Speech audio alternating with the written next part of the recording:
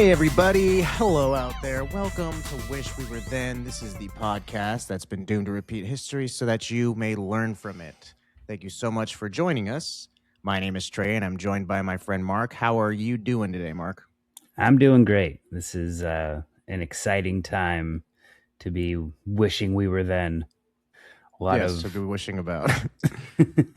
A lot of things going on this year. Too much to do in one episode, I'll tell you that. Definitely, yes. Yeah, we were discussing earlier how it was just like I just had to leave a lot of stuff on the cutting room floor. I had a lot of tabs open that I just was, when I was doing research, I was like, nope, got to close that one. Next time around, we'll look into those because some interesting stuff out there. If you know of anything that happened in the year we're looking at, let us know in the comments. Anything we need to take a peek at next time around. We decided to kind of stick to some of the bigger ticket items. I know I did, at least. Yes. A lot of big stuff happened this year to be talking about, as a matter of fact. The year we're looking at today, this is one of the years that is like the most marquee years in the civil rights era. The whole movement, this is like a defining year, not just of that movement, but of the entire decade that this year sits in. It's got some huge moments in history, in the news. Some crazy, impactful, important stuff happened this year. Really early in the decade, too, some of this stuff. I mean, you kind of think of the civil rights movement as a whole as being one kind of unit. It's all mostly takes place in the late 60s. This is pretty early on for a lot of these big marquee moments to have taken place, these tentpole moments. But Mark and I, when we went back, we weren't really interested in any of that. You know, we were like, dude, it's like kind of a bummer, man. And we've been having a lot of heavy stuff recently. It's way too much going down by the beach.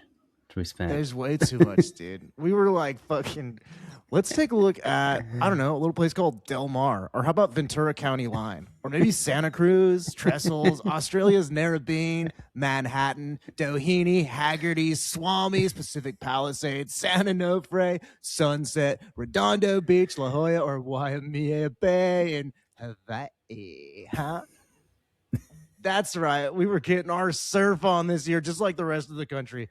We weren't that concerned with the rights of others. We were much more concerned with the hard rights and breaking lefts going on down there at the beach in the tubular year of 1963. Hell yeah. There was a ridiculous amount of surf rock this year, if you guys didn't know.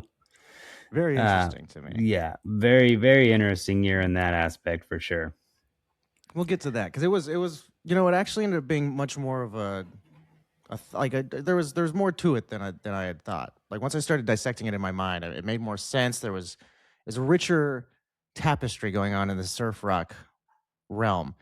What you're going to see on the top of the Billboard charts is just the tip of the iceberg, in my opinion, as to the surf rock iceberg. I guess the rest of it, the rest of that iceberg. All right, but before we get into icebergs and warm waves, let's first take a look at the news. There was a lot of, like we mentioned, some heavy stuff. Let's take and see what we've got on the docket for the heavy stuff first off. All right. We said we weren't touching on the civil rights movement, but it's a lie. It's the first thing I'm going to talk about. No, yeah, that's what I'm going to be focusing on for the news. Yeah. September 15th. The 16th Street baptism bombing in Birmingham, Alabama. 4 young girls died and over 20 more people were injured. Dynamite was planted underneath the building steps, and it was a clear act of racial hatred. The church was a key place for civil rights, like meetings, and there was frequently held like gatherings, peaceful gatherings and stuff there. But it was threatened multiple times with bomb threats. And then 1965, the FBI finally implemented 4 members of the KKK. Robert E. Chambliss, Bobby Frank Cherry, Herman Frank Chase, and Thomas E. Blanton Jr. There was reluctant witnesses to talk about it and not a lot of physical evidence for pretty much anything. It was hard to get them actually prosecuted. There's also rumors that Director Hoover held back evidence, but the FBI said it's simply not true. His concerns were to prevent leaks, not to stifle justice. But in 1966, Hoover overruled his staff and made transcriptions and wiretapes available to the Justice Department. Long story short, Chambliss received life in prison in 1977. Blanton and Cherry were indicted in May of 2000, and they're both convicted at trial and sentenced to life in prison. And Herman Frank Cash died in 1994. I think he was also in custody when he died. So basically, everybody still got life in prison for this, but their trials would be ongoing for many years to come. But this doesn't give you a sense of what was happening in 1963. A lot of hatred, a lot of racial things going on. And in 1963, actually, the governor of Alabama was reelected, and he was openly racist. He was reelected this year? Yeah. Like in the midst of all this? I think it was before. He might have been sworn in. Let me get that, actually. Yeah, 1962, he was elected. In 1963, he was sworn in. Yeah, that's fucked up. Yeah, it's, like I said, it just goes to show you what the country was like in this time. Yeah. Damn, that's gnarly. Let's see. I have a couple of things that are all like just very, very huge moments from the civil rights era. So I just wanted, I guess, to go through them chronologically in the terms of they happened in the year. So the first one here would be in June 11th. This actually is not a part of what was going on in the U.S., however, but the picture did resonate here, and then our involvement there would ramp up because of this. A Vietnamese Buddhist monk by the name of Thi Quang Duc, that's how you pronounce that. It's Thichquangduc.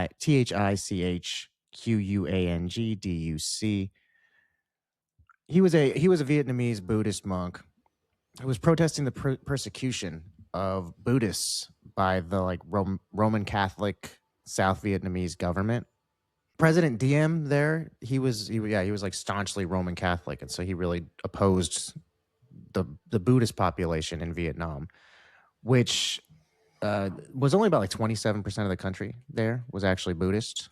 So I think it was like misrepresented here a lot, that people thought there were a lot more Buddhists there than there were, but there was really just like a small portion of their population that for some reason was really just getting oppressed by the government. They needed official permission like from the government to be able to do any sort of public Buddhist activities. So they had to do everything in private. If they did anything publicly, it was a crime.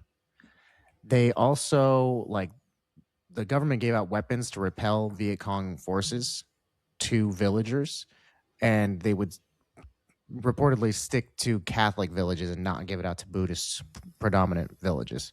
And, so they weren't giving out defense to them. They also weren't giving out aid that was provided by the U.S. government, like monetary aid and stuff like that was being mostly funneled to Catholic villages as opposed to Buddhist villages. All of that then led up to there was a ban on flying the Buddhist flag on the birthday of the Buddha, Gautama Buddha, who's this is like a big holy day in their religion. They were prohibited from flying the Buddhist flag that day. So a bunch of Buddhists then defied the ban by flying flags as well as marching on the government broadcasting station. And then the government forces opened fire on the protesters, killing 9 Buddhist monks. That is what spurred on this monk, Thi Quang Duc. He was in a car in front of a procession of 350 monks and nuns. They drove up to this busy intersection in Saigon. He gets out of the car. Another monk comes out and lays down a pillow. Another one comes out and puts down a can of gasoline. He douses himself and then commits self-immolation, it's called. He sets himself on fire in order to protest the government's actions. A picture of this was taken by Malcolm Brown, was a U.S. photographer there. He took a picture that won the World Press Photo of the Year award for 1963. That picture would make its way to JFK's desk. I guess he was in the middle of like a conversation with his brother, or and some cabinet people about like civil rights issues in the U.S. And when it hit his desk, he just went, "Jesus Christ!" Like he stopped the conversation because it was such a gnarly picture. Kennedy was quoted as saying, "No news picture in history has generated so much emotion around the world as that one." It's a very, very famous picture. I don't know if you've seen it before. Yeah, I mean, I've seen it before. I didn't even know this happened. In all my research, I didn't even see this. Oh yeah. This is like again one of the more famous photos from the civil rights movement, but it wasn't related to something happening in the U.S., so it's not something that necessarily a lot of American people know about. I think Yeah, necessarily. I think they I might didn't have know. just seen the picture. Yeah, that's how I was. I mean, I knew more or less. I mean, it's like Tiananmen Square. You see the picture, you know it's tied to some sort of civil rights movement that's happening in a different country, but we had our own things going on a little bit. Not to say, I mean, we weren't even there, so we were taught about what was going on in our own country, but that's it. Yeah. Man, that's crazy. I couldn't imagine. Yeah, Like, it's they're just like being there, being a part of it, like being the guy who actually does that. None of that's it's insane. pretty. Yeah, he was very calm throughout it, maintained his composure, was stoic, and then everyone around him was really freaking out, and so it was a really crazy juxtaposition of events. So the U.S. government was actually like funding the president of South Vietnam prior to this occurring. Then they saw all of this going on. They kind of were like hoping that he would listen and help, or just at least figure out a way to calm some of the insurrections going on, all this stuff happening prior, all the different protests and everything. So when it finally hit this level, that's when Kennedy said, "Okay, we can't keep supporting their government." Then he sponsored a coup to overthrow the government that then would occur in November of this year. So we were very heavily involved over there prior to the war breaking out as well. Kind of why we had such an invested interest in going over there and keeping ourselves there despite a lot of people not wanting to be there. Yeah. I also want to point out, here's the other really huge thing that occurred. One of two huge things that occurred in the civil rights era that happened this year was on August 28th. During the March on Washington for Jobs and Freedom, Martin Luther King Jr. would give his famous "I Have a Dream" speech, one of the most famous speeches in all of American history. It's like pretty much that one and the Gettysburg Address are like kind of tied for number one, it seems like. Even like for most people's, actually this one wins in a lot of like polls and stuff from American historians. This is especially because it's so much more prevalent to us. Yeah. I think it's also, it's a little more of a stirring speech. I haven't read the Gettysburg Address. It's just the only other speech I feel like most people would be like, and Washington crossing the Delaware. Didn't he say something inspirational? I'm not sure. Yeah, that cherry tree speech. That was great. I would say Kennedy's speech would be the third when his inaugural speech. Pretty well known too. Or the ask not what you can do for your fellow man, but ask what they can do for you. This was given at the Lincoln Memorial in front of about 250,000 people. Accounts vary from 200 to 300,000. The speech itself is like a kind of an amalgamation of a bunch of speeches he had given beforehand. And a lot of people don't know. He kind of been workshopping this. Just like it reminded me of stand-up comedians, the way that you have a set that you have like, oh, you've got a couple jokes that you're working out. Maybe this one is around for a couple weeks because you know that one's strong, but you test out a couple new ones every week. Like, those didn't work out. You work them into your set. And then when your hour-long thing comes up, your big thing that they're taping to put on Netflix, at that point, you have worked this set over the course of the last year. So that's what he did, basically. A longer version of it that was more rearranged and everything came in November 27th of 1962. There's like a actual recording of that one, so you can hear the rough draft version of it, like the unpolished one. It was given at Booker T. Washington High School in North Carolina. This one he did end up going like and riffing at the end, so there was some improv in there as well. It wasn't fully rehearsed. There was some off-the-cuff stuff. And he referenced just why this is such a big speech as well, is that he referenced a lot of like meaningful things to Americans. So that helps to kind of connect it to people on an emotional level. You had things like the Declaration of Independence, the Emancipation Proclamation, the U.S. Constitution, the Gettysburg Address. Ever heard of it? And as well as the Bible. Naturally, he was a preacher. Yes, of course. Yeah, it'd be funny if he just didn't say anything about the Bible. He was awarded Man of the Year by Time magazine this year. And I think this speech had a little something to do with it. Yeah, probably everything to do with it.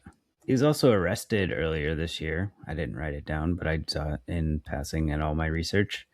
And he wrote it, like part of it, while he was in jail too.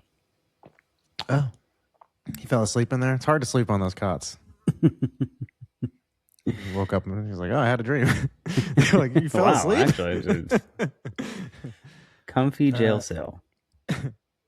All right, yeah. This speech of his really also pissed a lot of people off. We know that for sure as well, because it made people want to do some. We'll see what happens in a couple years. By the color of his skin, not by the content of his character. They're the assholes. Yeah, exactly. This would lead them to do some stuff in a couple years. We won't get into that yet, but it does echo what happened this year to somebody else. Already. Have we done it already? I think we might have. I don't know. Check the records. But anyway, it's similar to something that would happen this year to another prominent figure in the civil rights movement. Let's move on. All right. On November 22nd, John F. Kennedy was assassinated. He was assassinated in a motorcade driving through Daley Plaza in Dallas, Texas on Friday, November 22nd, 1963.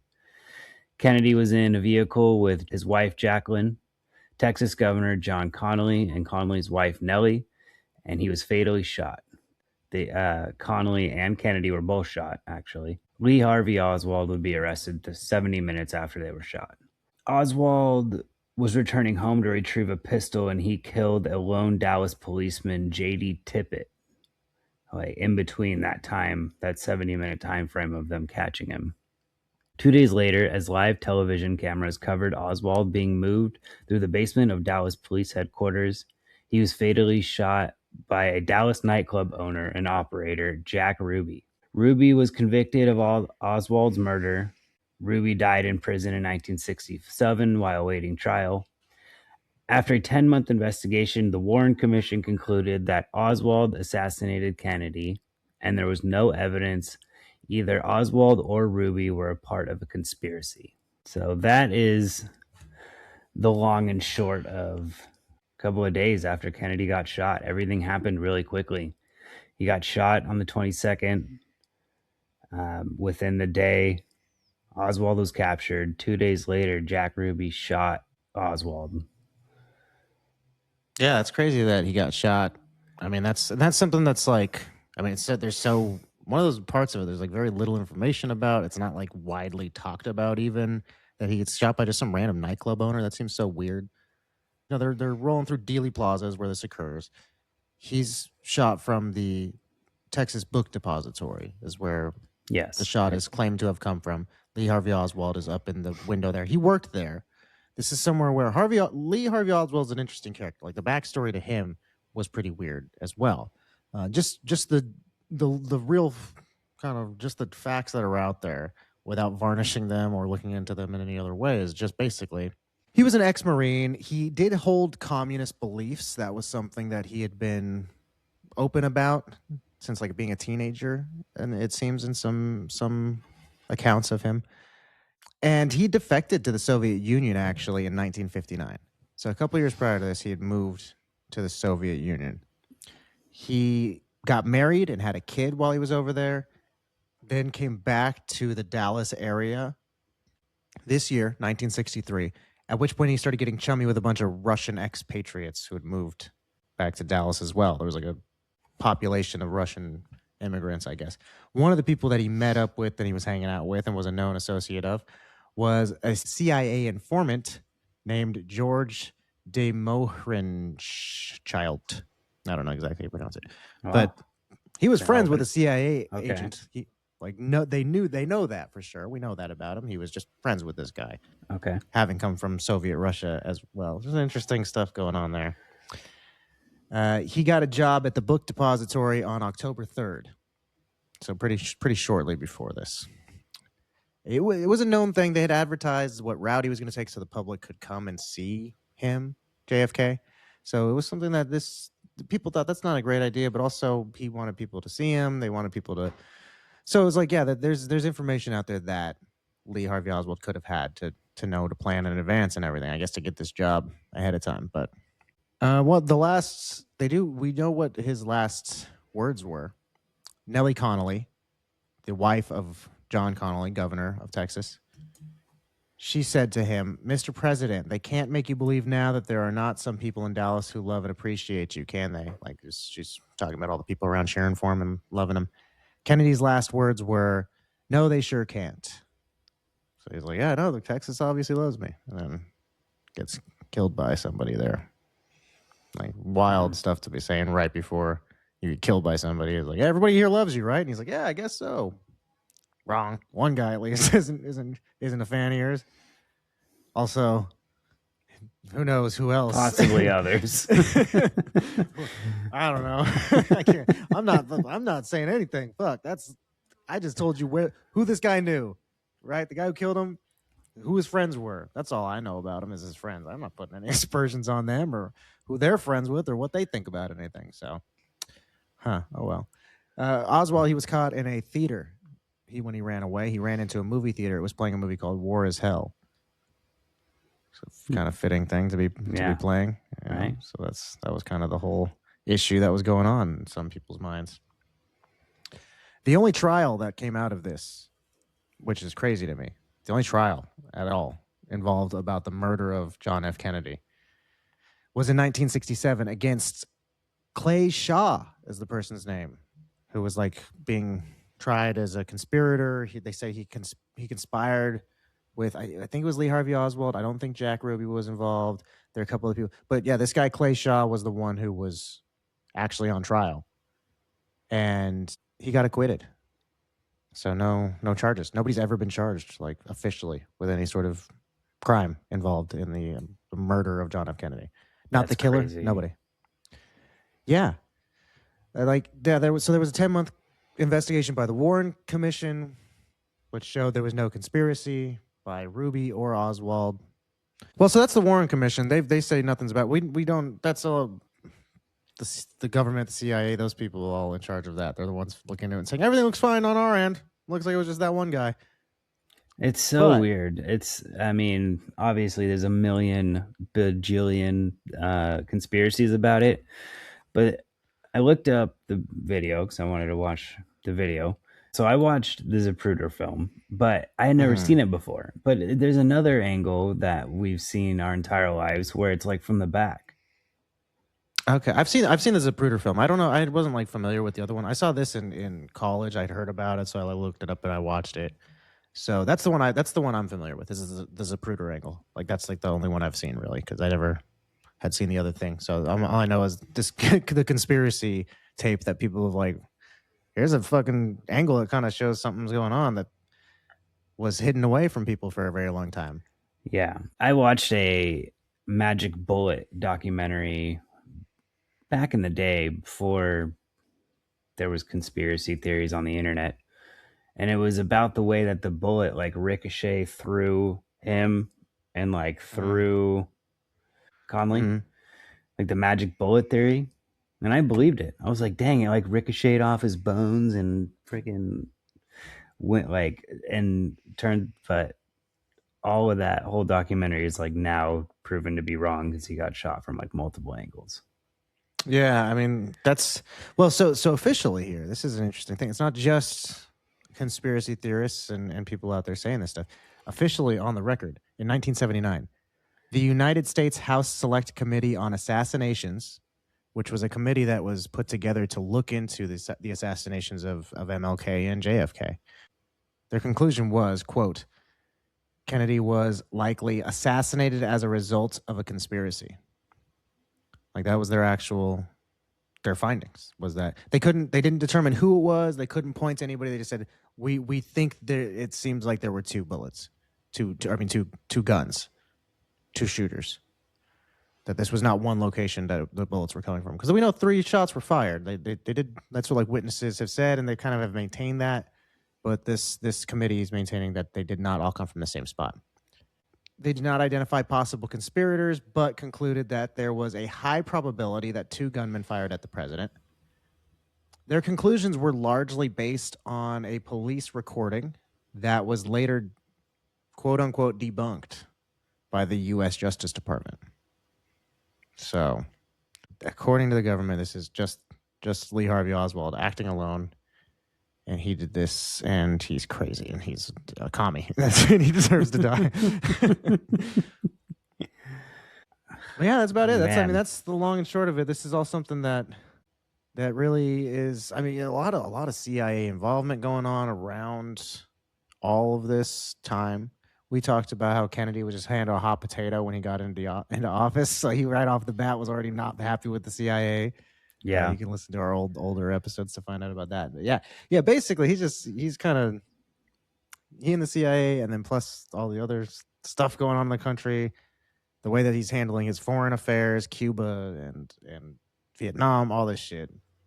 Well, that had nothing to do with it. It was just Lee Harvey Oswald. He was just angry. Yeah, that's it. He had no reason. We didn't even get to talk to him about it because Jack Ruby, that crazy ass motherfucker, came in. He just hated Oswald. There was no reason for that. And then he died in jail. Yes. Yeah. Weird. Yeah. Exactly. No all reason. Right. Epstein himself. This whole thing's real loopy. Let's move out of the news section into food. Froot Loops came out for the Speaking of loopy things, in 1963. Froot Loops, the loopiest cereal there is. Originally, they were available in only red, yellow, and orange. The other colors were added later. I was like, damn, what a boring bowl of cereal to look down at. Red, yellow, and orange are all the same color, basically. Yeah, basically, right? There's just like variations in the same color. Spectrum. Yeah, it's from yellow to red. I get. Was it the toucan? No, because aren't their colors of their bill blue? I mean, they have. Well, no, I think they have like green on their bill. They have their bills are orange and they have some red on there. But yeah, I mean, he's blue himself. I think the Toucan Sam was always the mascot, but yeah, he himself is blue, and I think he has some green on there and pink. Yeah, so a lot of colors that just aren't involved in the. That's true. Like, look how colorful I am. Now look at the cereal. I was trying to give him the justification. I'm like, it's the bird. Nope. Yeah, no. Not quite. I mean, it could be. Maybe you're right. Maybe his bill back then was just the colors, and like to kids in the '60s, they're like, "Wow, look at all the colors. They have more than black and white." Another cereal mascot would make his way into children's homes this year for the first time. This he's a navalman, Captain Horatio Crunch. His first name is Horatio. Yeah, Captain Horatio Crunch. I did not know that. And I mispronounced it. It's not Captain. It's Cap'n. It's always Cap'n. There's no T in there. Never has been. Captain Crunch. And then why is he dressed like because he's an admiral? So he's not even a captain. That's funny. Yeah, they actually they've said he's a. I mean, I guess he's just I don't know, an admiral. I think but because of his hat, I guess is why he's got this distinction.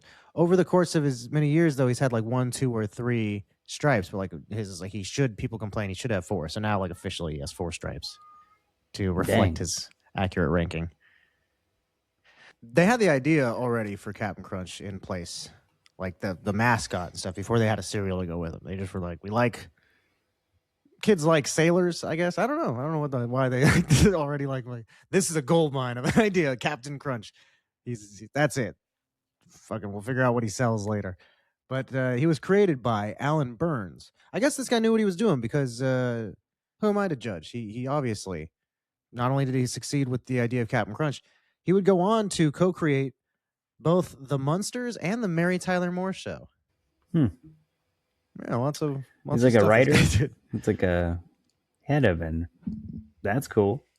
Yeah, he was a real prolific creator of beloved characters. One more little food thing I have here that's sort of related is more naval foods for children. You had Captain Crunch. Well, what else? What goes along with that? Chips Ahoy. Captain Crunch and Chips Ahoy. For some reason, they're like, that Captain guy really worked out. Let's try that with cookies now. There's not really any reason. Like I tried to looked into it. Like specifically, I found that like there's no reason for them to be called Chips Ahoy. Like that was the reasoning I found was they were like we don't know why they're called this was the reason. But I did find out in other countries they might be known as Choco Chips or Chips More with an exclamation point. I think that was a translation of them. I think they might be called Chips Mas in other countries. That's awesome. I mean, I think it's a loss to time. Yeah, there's no reason cool. for it. I think that's pretty cool. There has to be a reason. Some guy was, I mean, just sitting in a boardroom like Chips Ahoy, and everyone goes, yes. It's a good pun. There were two examples of it showing up in media prior to this, like once in a book and once in an old movie.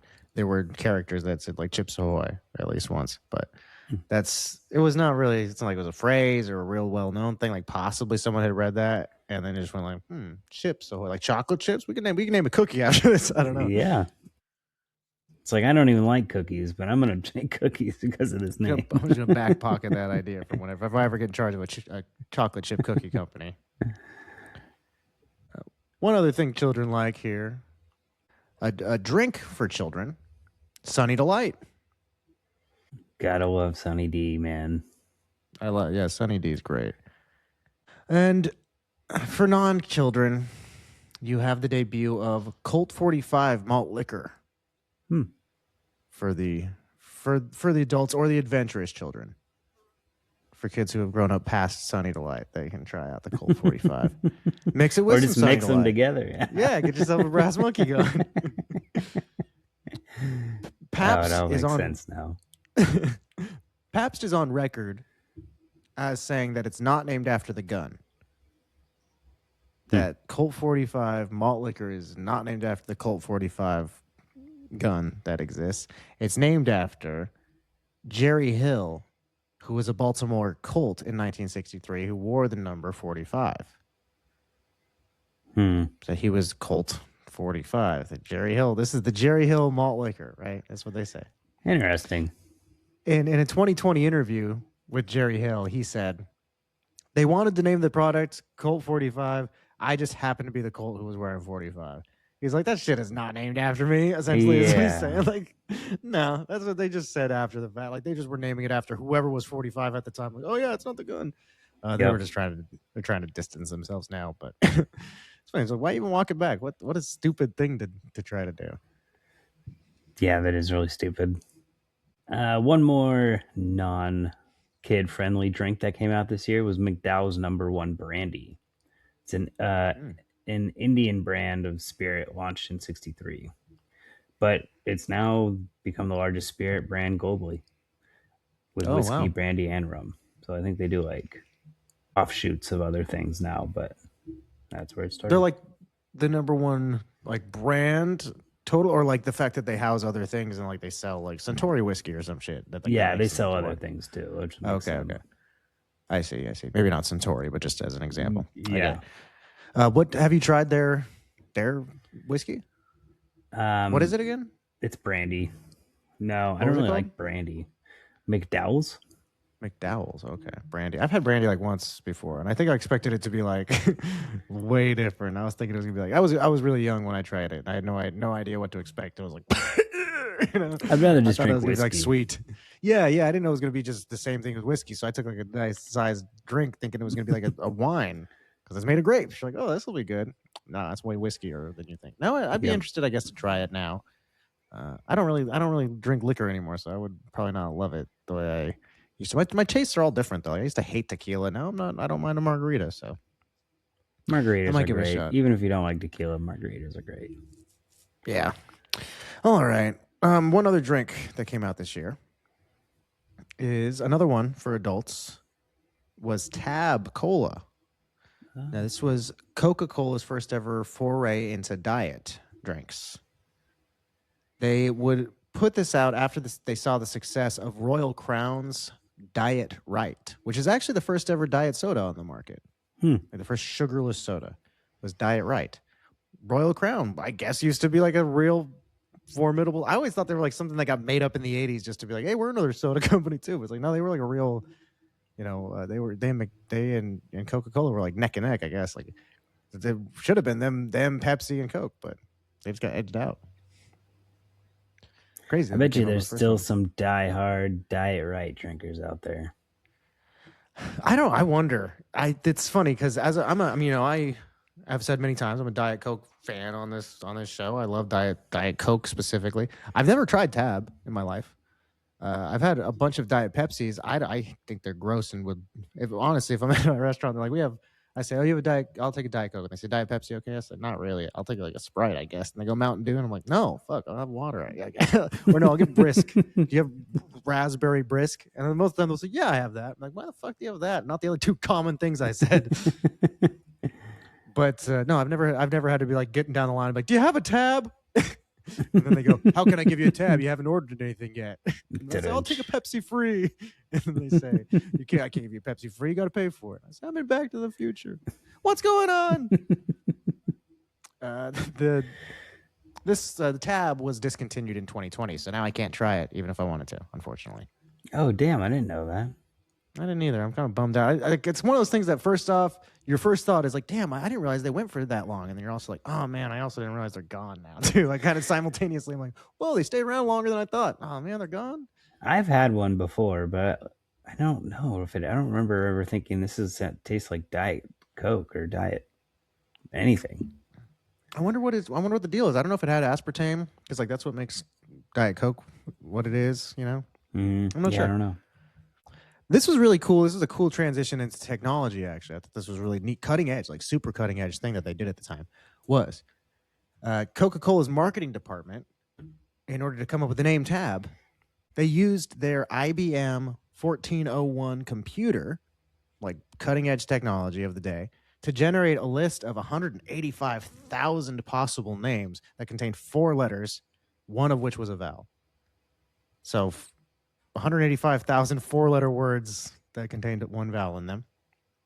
The list then was like combed through and stripped of all the names that were deemed unpronounceable or were too similar to existing brands. Probably also stuff I would guess like Spit. You probably would take that out of there. I would assume they would cross that one off. They get down there like, it's not too close to another brand and it's pronounceable. And they're like, leave it in. Then they, out of the last 20 that they came up with, like at the very end of all of this coming out with shit, one of which was Spit. So, they're like getting down to the wire. They chose Tab with 2 B's. That was like the name of it, TABB. Obviously, one of the B's would be crossed out later on, but they chose it for its potential to be a play on words, keeping tabs on your weight. But it wasn't just named that. Like a lot of you think, oh, it's called Tab because it's keeping your tabs on your weight. Like, not really. It's named Tab because of the IBM 1401 computer and a list of 885,000. You have to go through this whole long thing. Yeah, it sounds like something a company would do. Like, we don't need to pay a marketing guy. Put it through the computer. Right, and you'd think like the name is simple enough that you'd be like, why is it called Tab? Oh, it's called that Tab because keeping tabs on your weight. Like a human being could come up with that pretty quickly. But you're like, right? Let's buy the most expensive computer possible, come up with 185,000, and go through them with a fine-tooth comb, and then pay people to go through them with a fine-tooth comb. Exactly, and then go like, well, how about Spit? No, I don't like that one. What else you got on there? You got poop? Is poop on there? No, these are all terrible. What the fuck? What else is on there? A Tab with 2 B's. Ugh. All right, cross one of the B's off and give it here. Fuck.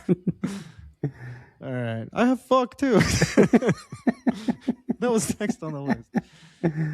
All right, speaking of next on the list, let's get into the tech world officially. That was a good bridge over, but let's move on to all the other sorts of inventions and technological stuff. All right. I got a cool one, and it's going to change music for the 80s.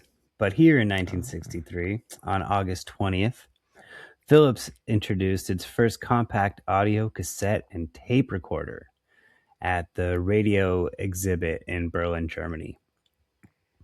Invented by Lou Otzen, and his team invented a portable and convenient way to record audio.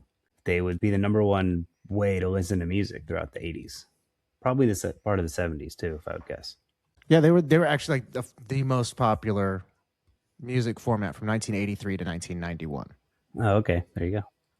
Kind of a shorter time frame than I would have imagined. Actually, I would have thought like at least into the 90s. Like it's crazy that they got displaced in 1991. Immediately, CDs came out and just took over. I still had some tapes when I was a kid. Like I thought that it would have been something like there was still the option to choose between them when we were everything into the mid 90s. Everything that you got had both. Yeah, you chose which one you wanted. Yeah, a car came with a cassette player and a DVD. Oh yeah, mostly just cassette players too for a long time. Yeah. It launched in the U.S. in November of 1964, so they didn't actually come out here this year, but they would just be unveiled to the public in Berlin this year. Music cassettes would launch in Europe in 1965 and in the US in 1966. So at this point, there's still not music pre-recorded onto them yet. It's just a recording device, but they still are. It's about to hit. So that also kind of shocked me that there was music available so early on for cassettes. Like just the window of them was way different than I thought it was going to be. The fact that there was music available in the US on cassettes in 1966 was pretty crazy. I didn't think you could listen to like the Beatles on cassette if you wanted to back then. I would have assumed it was only vinyl. Yeah, but it makes sense that it wouldn't be something that people would start recording on or want to record on because nobody has a way of listening to them. Yeah, but we talked about 1991. Immediately they're out the door as soon as CDs come around. They go from being number one to not number one anymore. The second CDs are like really available. Although I guess we talked about CDs to start in like the 70s, huh? Yeah, they started earlier than we had thought previously too. But that's the thing is it takes a while for these things to like get going. Well, so this didn't actually blow up until 1979 when the first Walkman went on sale and once it became a portable option, then it became something that people wanted to invest in. The recording fidelity, they put more time into making it better. And then the playback as well got better. So up until that point, it wasn't like a thing people wanted to use because just the audio quality wasn't as good on tapes yet because they just didn't invest in trying to make it good. Yeah, I guess you're right. In February, Kodak released the Instamatic, is what it was called. This was an easy-to-load camera. It came with like Kodapack, was what it was called, Kodak packs of film, Kodapack, 126 35 millimeter film cartridges that just made it more convenient for people to use cameras. Up until that point, it was not something that most of the general population could use a camera. This was like a portable, the first time people were really able to like carry cameras around and change film cartridges easily. The 50 model was released in the UK, and then the US would see the release of the 100 in March. So the Kodak Instamatic 100 came out in March. The 100 was like an improvement over the 50 in that it had a flash gun that came with it that used single-use peanut bulbs. Like all of that sounds so fun to me. A flash gun that used peanut bulbs. Damn, that sounds cool. Photography's way different now. But yeah, people, so just back then it was almost like Wild West style where you have you have to like flash people with the fucking peanut bulb and it just explodes and that's it. You use the bulb once. All of its life is just given out in one burst. Every ounce of light that it had to ever give in its life was right away. So all one time. You have to go Super Saiyan on this bulb. Like if you lit that thing appropriately, it would be just a little speck of light and it could go for 10 years, but you just let it all at once and it lights up the room. You can take one picture. $16. That's how much these things cost when they came out. Not a whole lot of money. They were affordable. That was the other thing about them. They were portable and affordable. That could have been their slogan. Should have written that while I was back there. I could have made millions. You would have never heard from me again. Just like, damn, whatever happened to Trey? You're like waiting at the bus stop for me to show up. I'm like, I gotta get back to my daughter. What the fuck? I'm just a millionaire in 1963. 50 million cameras were sold by the decade's end. So this was a very popular device, like hugely popular, popularized photography and home photography. And really, when I saw it too, if you look up a picture of this thing, it really made me think of like Britain in the 60s and some Austin Powers type guy. Oh, smile. Yeah. Like, I got the Instamatic 50. Everyone smile. Get in there. Now I got to look it up. Instamatic. Oh yeah, that thing was sick. Yeah, very, very like old-fashioned looking camera. The way the flash pops up, you can see. Also, I have to assume this name has to be like an inspiration for Instagram, right? Instagram, Yeah. Instamatic camera. I mean, even if they don't say that officially, it's the first portable camera. It popularized photography among the general population. That's got to be why Instagram calls themselves Instagram, right? Yeah, that makes sense. I mean, I guess not. It's just Insta. That's also I why this mean, thing was called the Instamatic. You could say that about anything that happens quickly, I suppose. yeah, that's true. But it would make sense if it was at least an inspiration. Yeah, I think I'm gonna stick with that. I think that it is. I think it is. Can't convince But I'm me kinda- otherwise. Then I started to wonder: do I think the like inventors of Instagram were like, well versed in the history of photography and personal photography in the U.S. Like when they were sitting around brainstorming ideas for their company, they're like, well, you everyone knows the camera that popularized photography here in the United States, right? Say it with me, everybody. Instamatic. Let's workshop that. Let's think. Grams-o-matic. That's our first thing, right? Do we sell grams? Grams-o-matic. We sell grams, not on the internet. All right, we got to think of something different. We got this. We're so close. Okay, that's it for my tech stuff. All right, I got one fun one. When advertisers in this time and before were advertising for their labels or any kind of like artwork that they were doing, everybody was just kind of using their own color schemes and patterns, and there wasn't like a universal color system as we have it today. But Lawrence Herbert would change that. He actually went through, I think it was like 1,600 different color palettes down to like 100. And then he made the actual colors in between as like the swatches that we know now. So he actually like with all of like the coded numbers and stuff like that. Mm-hmm. So he went through and he actually like categorized all the different colors, and it became like a universal color language. And the company he started was Peyton Colors. Peyton? Mm-hmm. They're like, are they they're still the ones who do it? Pantone, P-O-N-T-O, P-A-N-T. Oh, Pantone. Yeah, Pantone. Okay, yeah. They're still the ones who do it now. Yeah, they're the ones who do like one time. I think it might have been in 2025. That must have been it. That I did Color of the Year, and we were like, oh, we should do that. That's from Pantone. They're the ones who do. They're the ones who like named the Color of the Year. That's the only reason I knew the name. Oh yeah. Because like one time I looked it up, that it was they did the Pantone Color of the Year was like white, was like fishbone or some shit like that for last year. So yeah, in our New Year's episode they got mentioned once, and it was because they were the most boring color ever. But yeah, so they still are. That's crazy. Yeah, so they started in '63, unified everything. They still all. That's such a man. You just think, man, that's one of those ideas. You guys get in there early. Damn, I wish I could go back to 63 and start just naming. Hey, that's red, everyone. You heard me say it first. That's red. That's dark red. I'm starting now. Pantone can't fucking start now. Go back to 62. Like, blue, green. I'm on a roll, dog. You can't. I'm cornering the market. And that one's blue green. Write it down.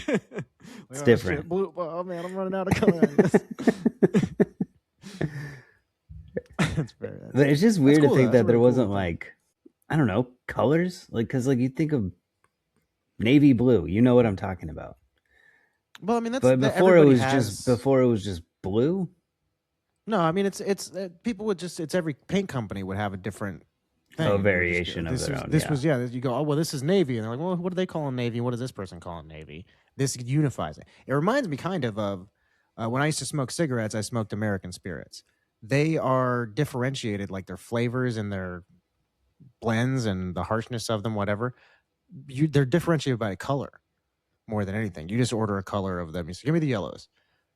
But most people, there's like 4 different shades of blue and blue green and shit. There's like a turquoise and a teal and a blue and a light blue.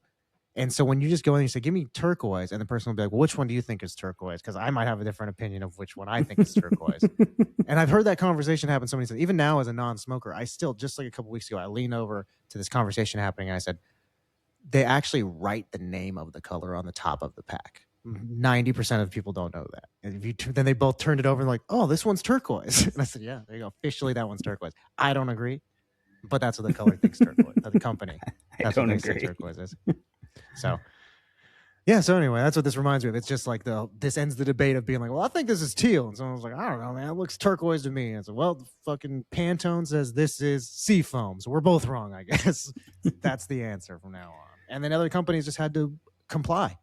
And it's funny that there were 90 other paint companies out there in the world just going, no, I'm not going to change the name on all of our cans to Seafoam now. And then someone came in and said, do you have Seafoam? And they said, we have this teal. It's the exact same thing. And they said, no, I'm looking for the Pantone Seafoam. I'll see you later. It's like, no.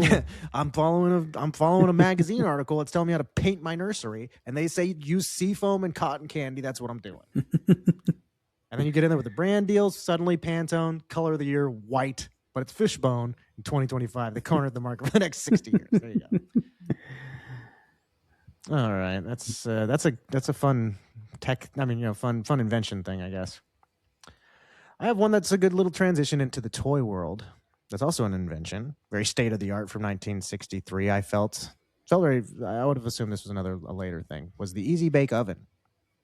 Came out in '63. It was actually manufactured by Kenner Toys until 1991, at which point it would be taken over by Hasbro. That's who I assumed had always done it. Hasbro is just such a big name in the toy industry. Kenner was known for doing the little Star Wars action figures.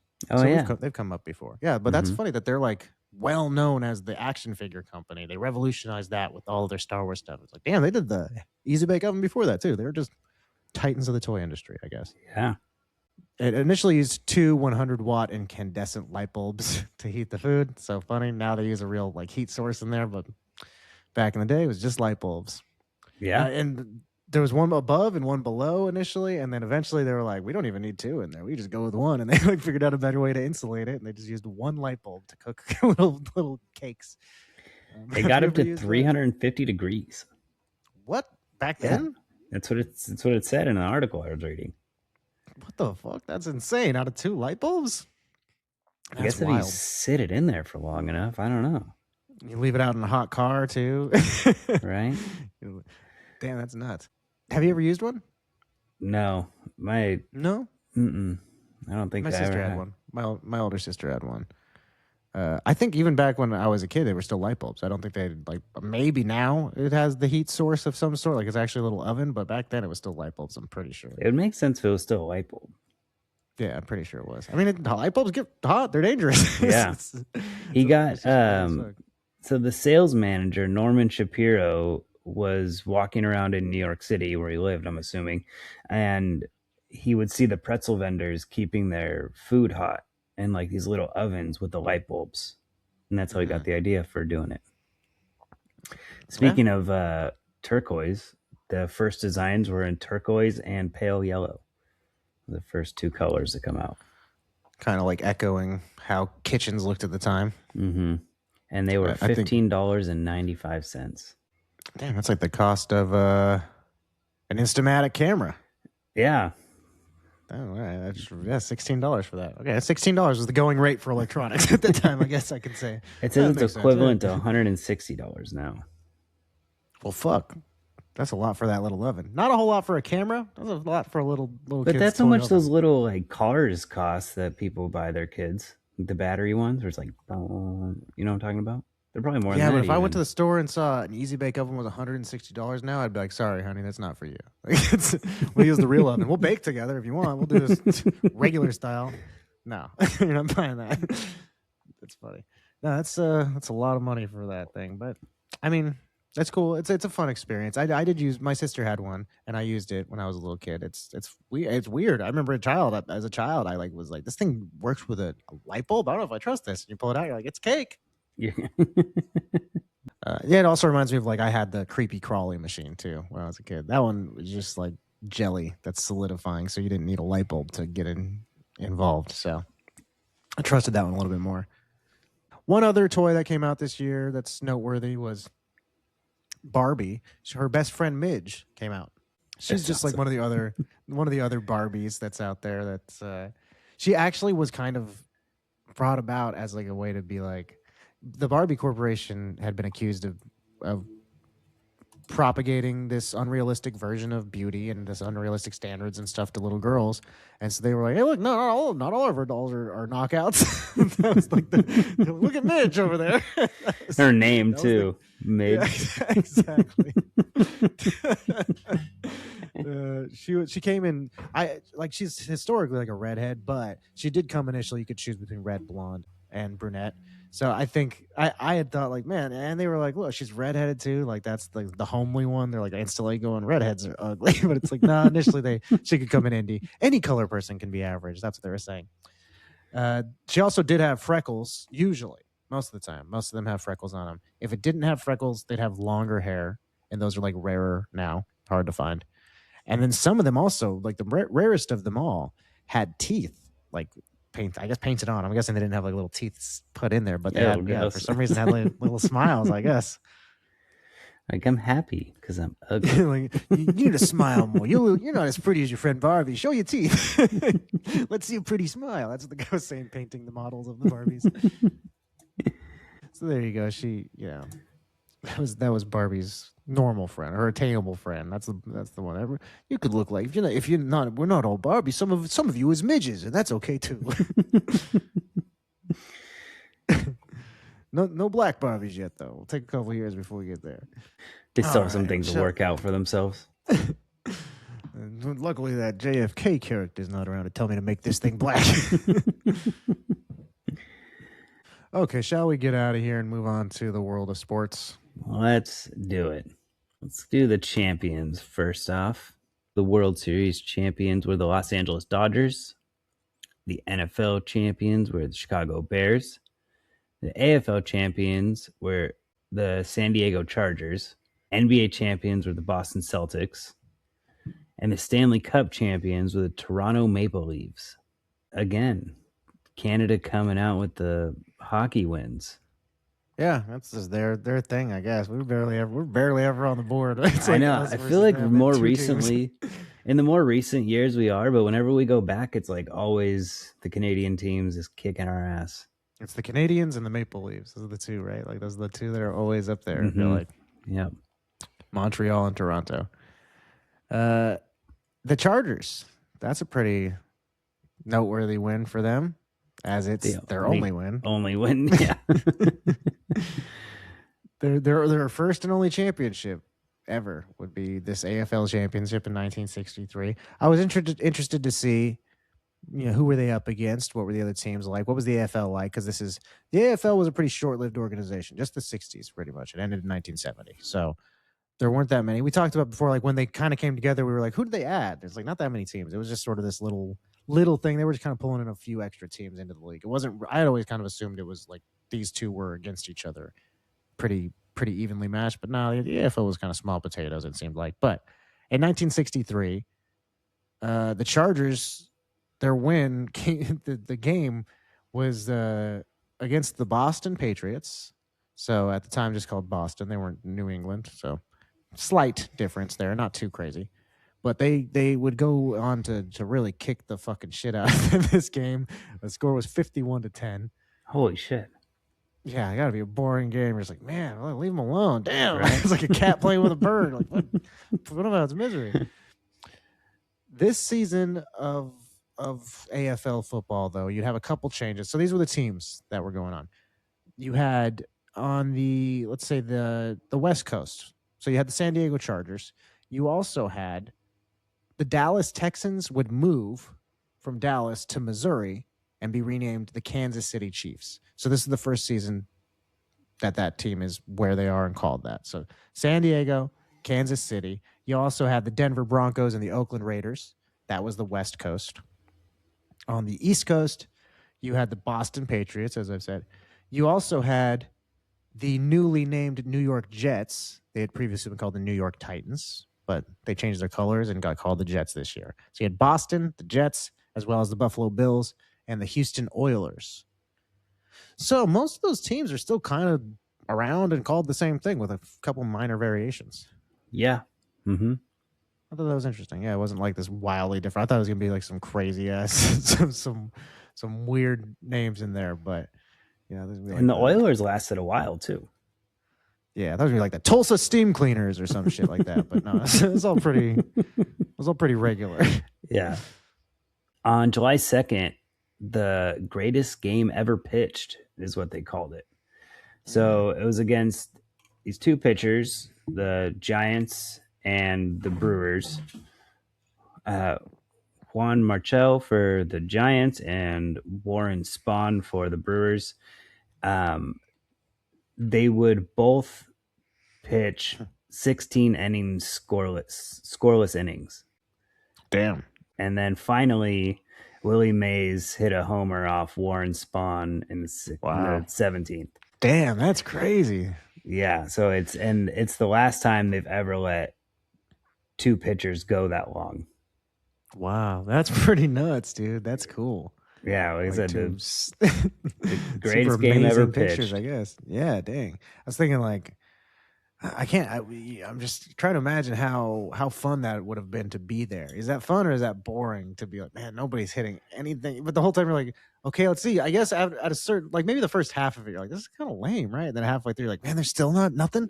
Then at that point, you're probably on the edge of your seat every time. Yeah, you're like, all right, these guys, someone's gonna mess up, right? They're like, nope, They pitched almost 2 baseball games, and they still took him that long for them to mess up.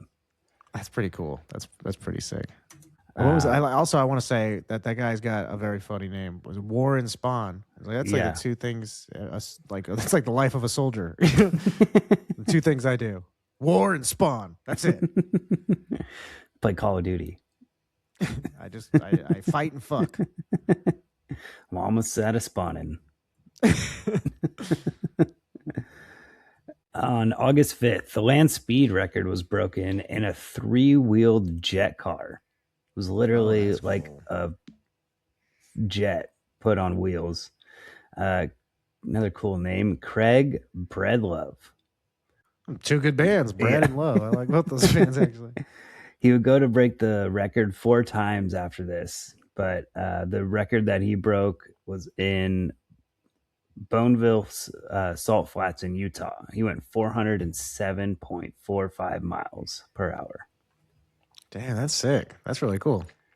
Immediately makes me think of Buckaroo Banzai across the 8th dimension. That's like the beginning of it. He starts off in a thing. He's gonna use a crazy car to go through a mountain or some shit. I think he's setting, like, officially he's there to break the speed record. I'm pretty sure.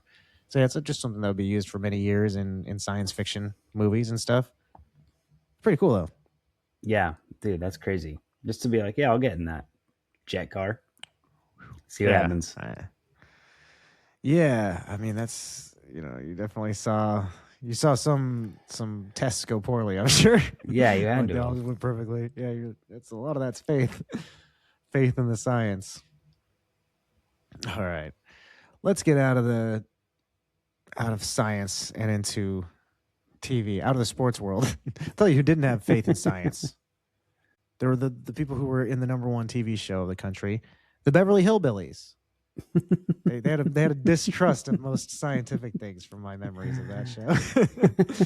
Hard #1 throughout the entire year, Beverly Hillbillies. First of all, I actually didn't really know the show was that old. I kind of thought it was like a later show than this. I didn't realize it was early 60s. No idea it was like fucking real popular. I just thought, I knew it was a popular show, but it was like hard #1 throughout the entire year. I didn't know it was that popular. I knew it was popular. Made movies and other things that like of renditions of it, but yeah, but like to us, our generation, we saw the movie with Gary Cole in it. That was like but it was the same thing as, or was it? Did the movie star Ernest actually? Did he play? He did, huh? He played Jed Clampett because Gary Cole played the Mike Brady in the Brady Bunch movie. But that's what I was thinking of. It like kind of was the same level as the Brady Bunch movie. So it was this, it's got to be the same level of popularity as the Brady Bunch. And I think to people, in retrospect and in hindsight, people remembered the Brady Bunch a lot more strongly and more kindly than the Beverly Hillbillies. You don't really hear it referenced that much. I think there was just less on TV at the time is really what it comes down to. Yeah, that's true. This was crazy silly to folks. Yeah. But that's why, I don't know.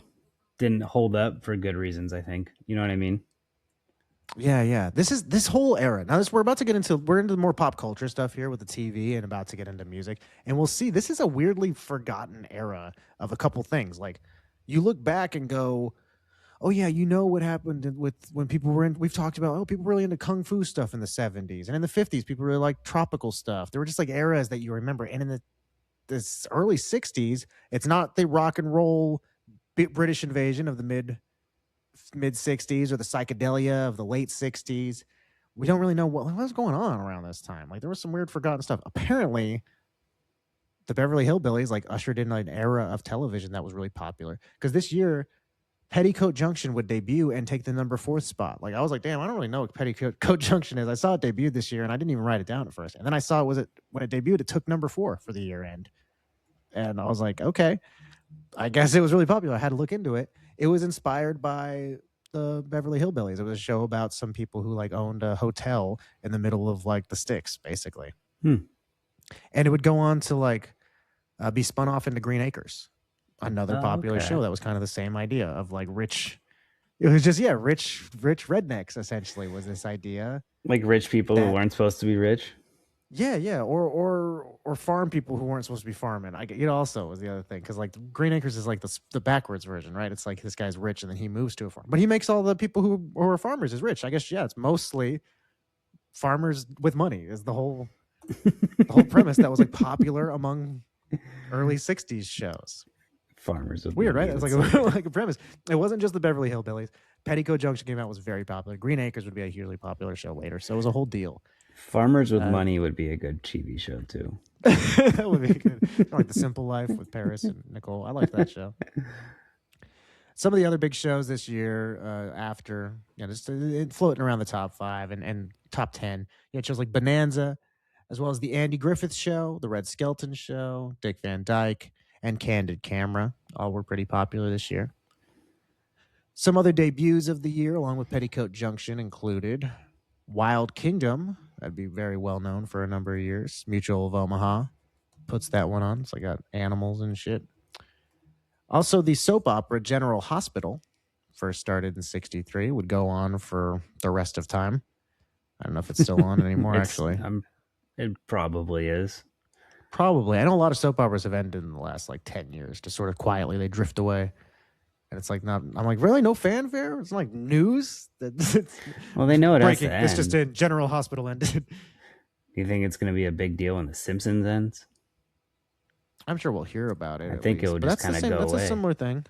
No, I don't know. I mean, at least it'll be something that people do start to complain. They're like, oh no. But at this point, you're right. I guess Simpsons now, 5 years ago, it would have been at least newsworthy. Now at this point, yeah, you're right. I guess it's sort of like an old dog. You just have to keep checking in on the Simpsons. Still alive? Huh? Simpsons? You still out there? No. You're like, okay, good. He's still good. He's still there. Change the channel. Get the fuck out of here. I don't want to look at it too much. Ay caramba. Get out of here.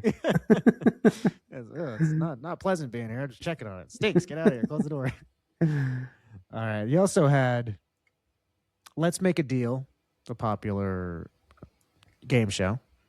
That's pretty funny. It was just like, I've heard the name referenced. I kind of had an idea of what it is. It just was like, you would go on and they'd have a suitcase and be like, do you want this? And then you'd open it and be money in there. And they go, okay, do you want that or do you want this other thing? And you don't know what the other thing is. And they're just like, which one do you want? And you just have to decide, do you want this or that? Because it could be better, but it could also just be like a donkey or a pile of beans. Is that a deal or is that just a guessing trade? Game?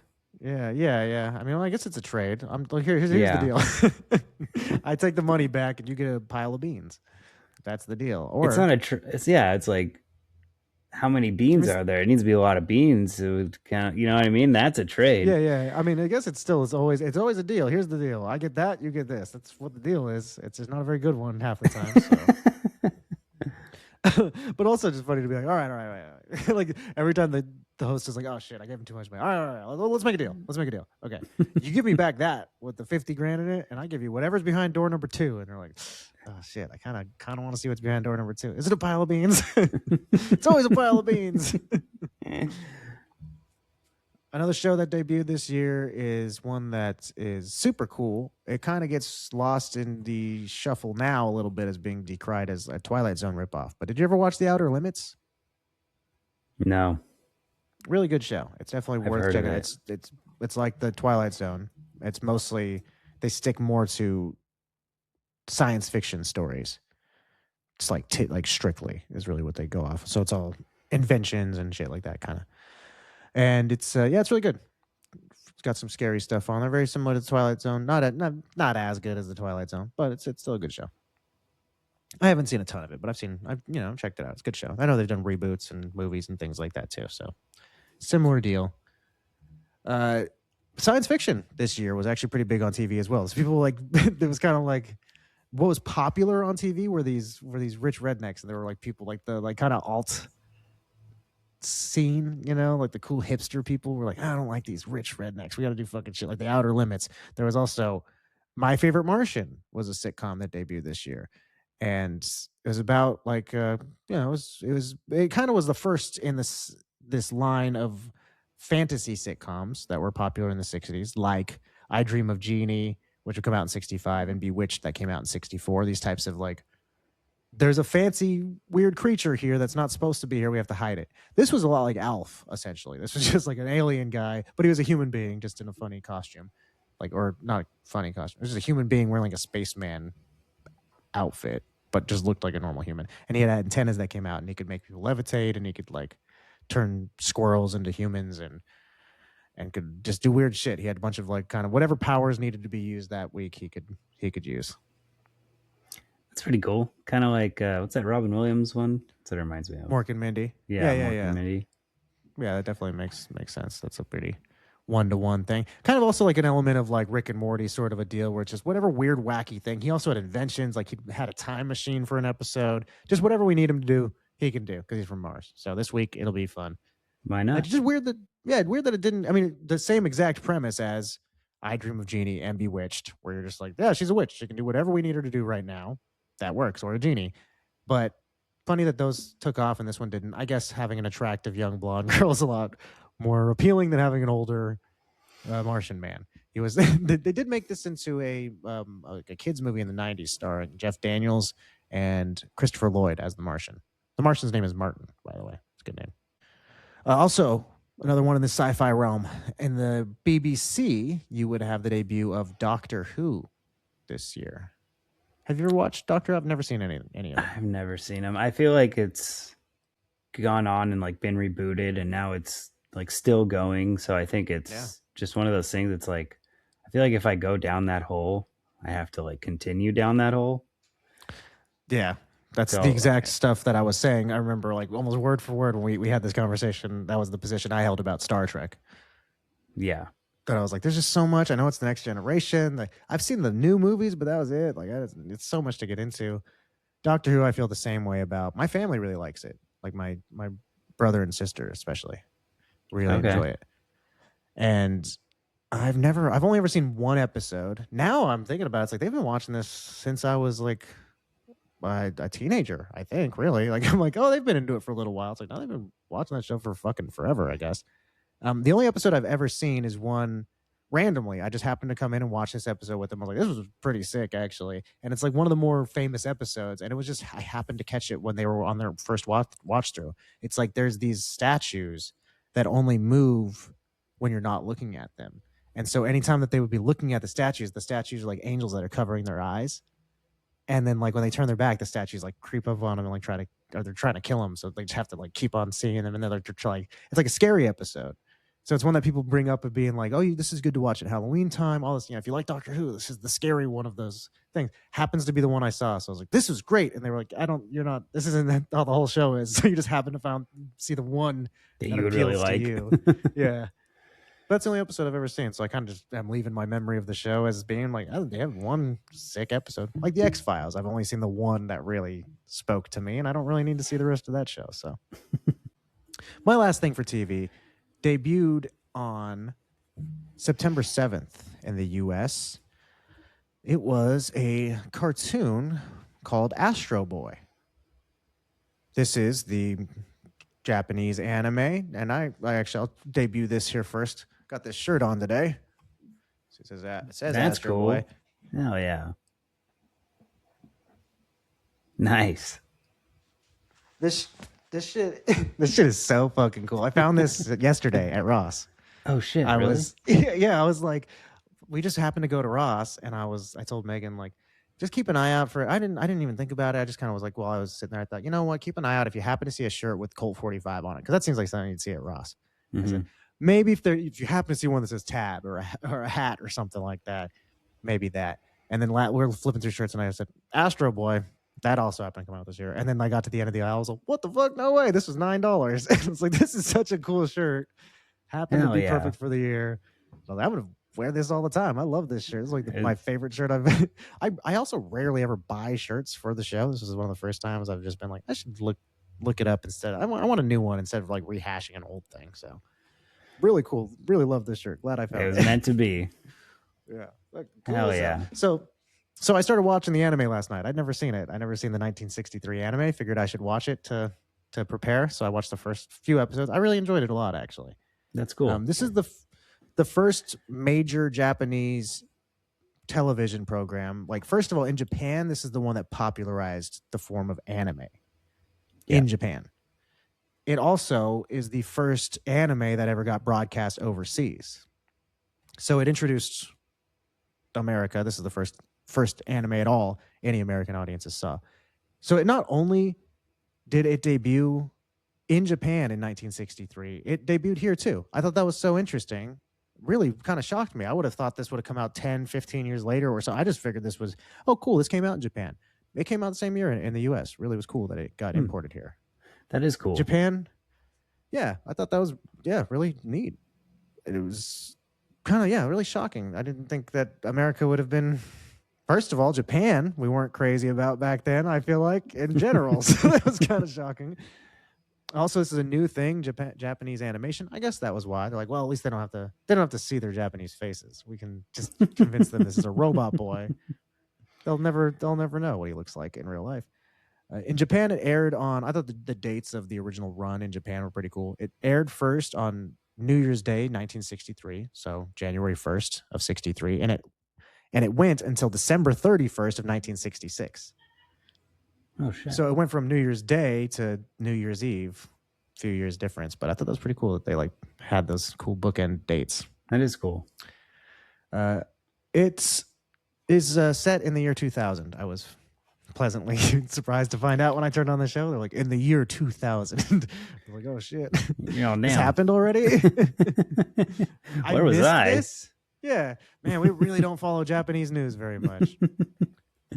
It starts out pretty heavy too. It's just like there's an inventor guy who's in charge of this robots company, and he's like, "Nah, I'm not paying attention to my son enough." And then the son's like, "All right, see you later, Dad." He gets killed immediately in the first episode. Shit. Little boy dies, and then the dad's like, "Well, now I got to make a robot that's a boy instead of a man."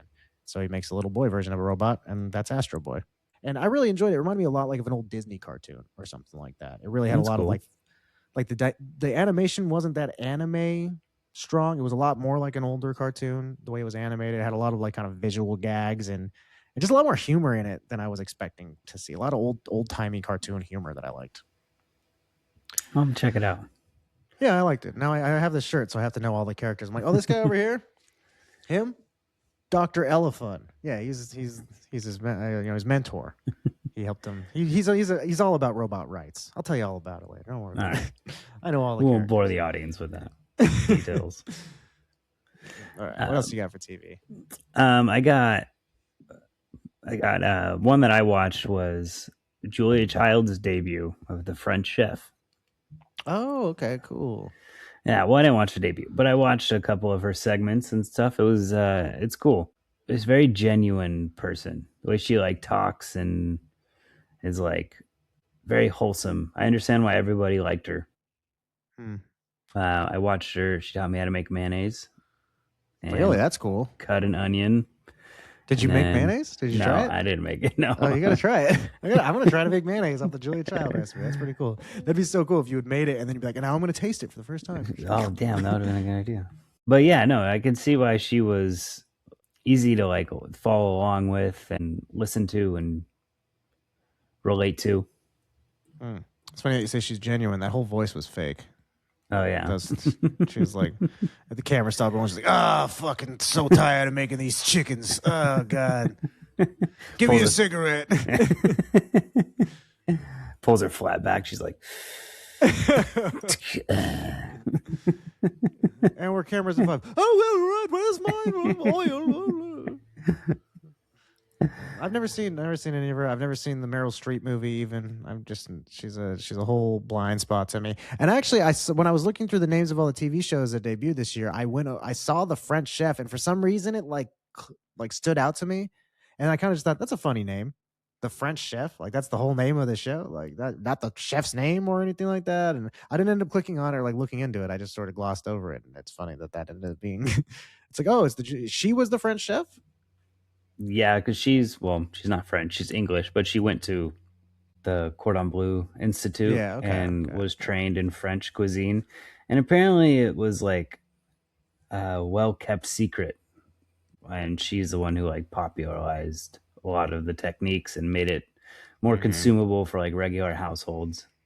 That's cool. That's funny to be like, yeah, you can't. I'm not gonna tell you how to cook stuff. Weird thing to like keep to yourself. Yeah. I guess it makes sense. It's like that was just how you everyone cooks everyone has to eat every day. It's like why would you come over to me? Because I do it in a special way that I won't tell you about.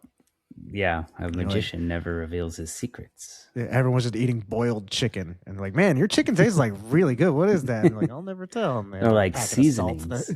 They're hiding salt in their sleeves. Ooh, Le Cordon Bleu never reveals its secrets. Damn you, Julia Child! Can't tell the white people about salt. We're going to tell you about a wonderful thing called pepper. I was like, what the fuck is she talking about? You can't say that, Julia. They're going to stone you. They're going to think you're a witch. All right. Your magic sneezing powder is going to drive people insane.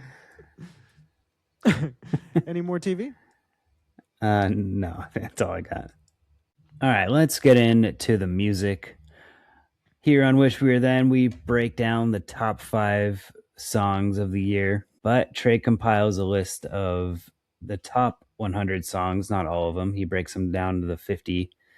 And then after that first 50, he breaks down all the other ones that coulda, shoulda, woulda made it to the end of the year list. You can find the link to our Spotify on Instagram and on our YouTube videos. So go check it out and you can follow along while we go through the top 5.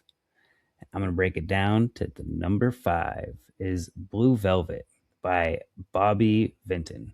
Blue Velvet was written and composed by Bernie Wayne and Lean Morris in 1950. Bobby Vinton's version was released on August 2nd, 1963. A lot of people would go and record this song.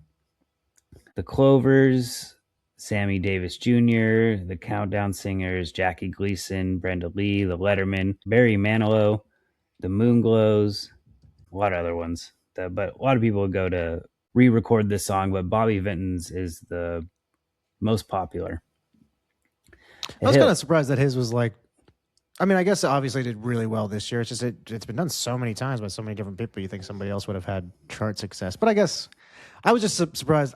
I've never heard his version of it. I don't think, and it was like, damn, so many people have done it. I thought I would have heard one of those other ones too, but his was the most popular one. This is like the definitive version. Is this one? Yeah. This is the one like people would think of. I don't know. I don't think I ever heard this song at all before. Considering it was so popular. Yeah. Not something I recognized, at least.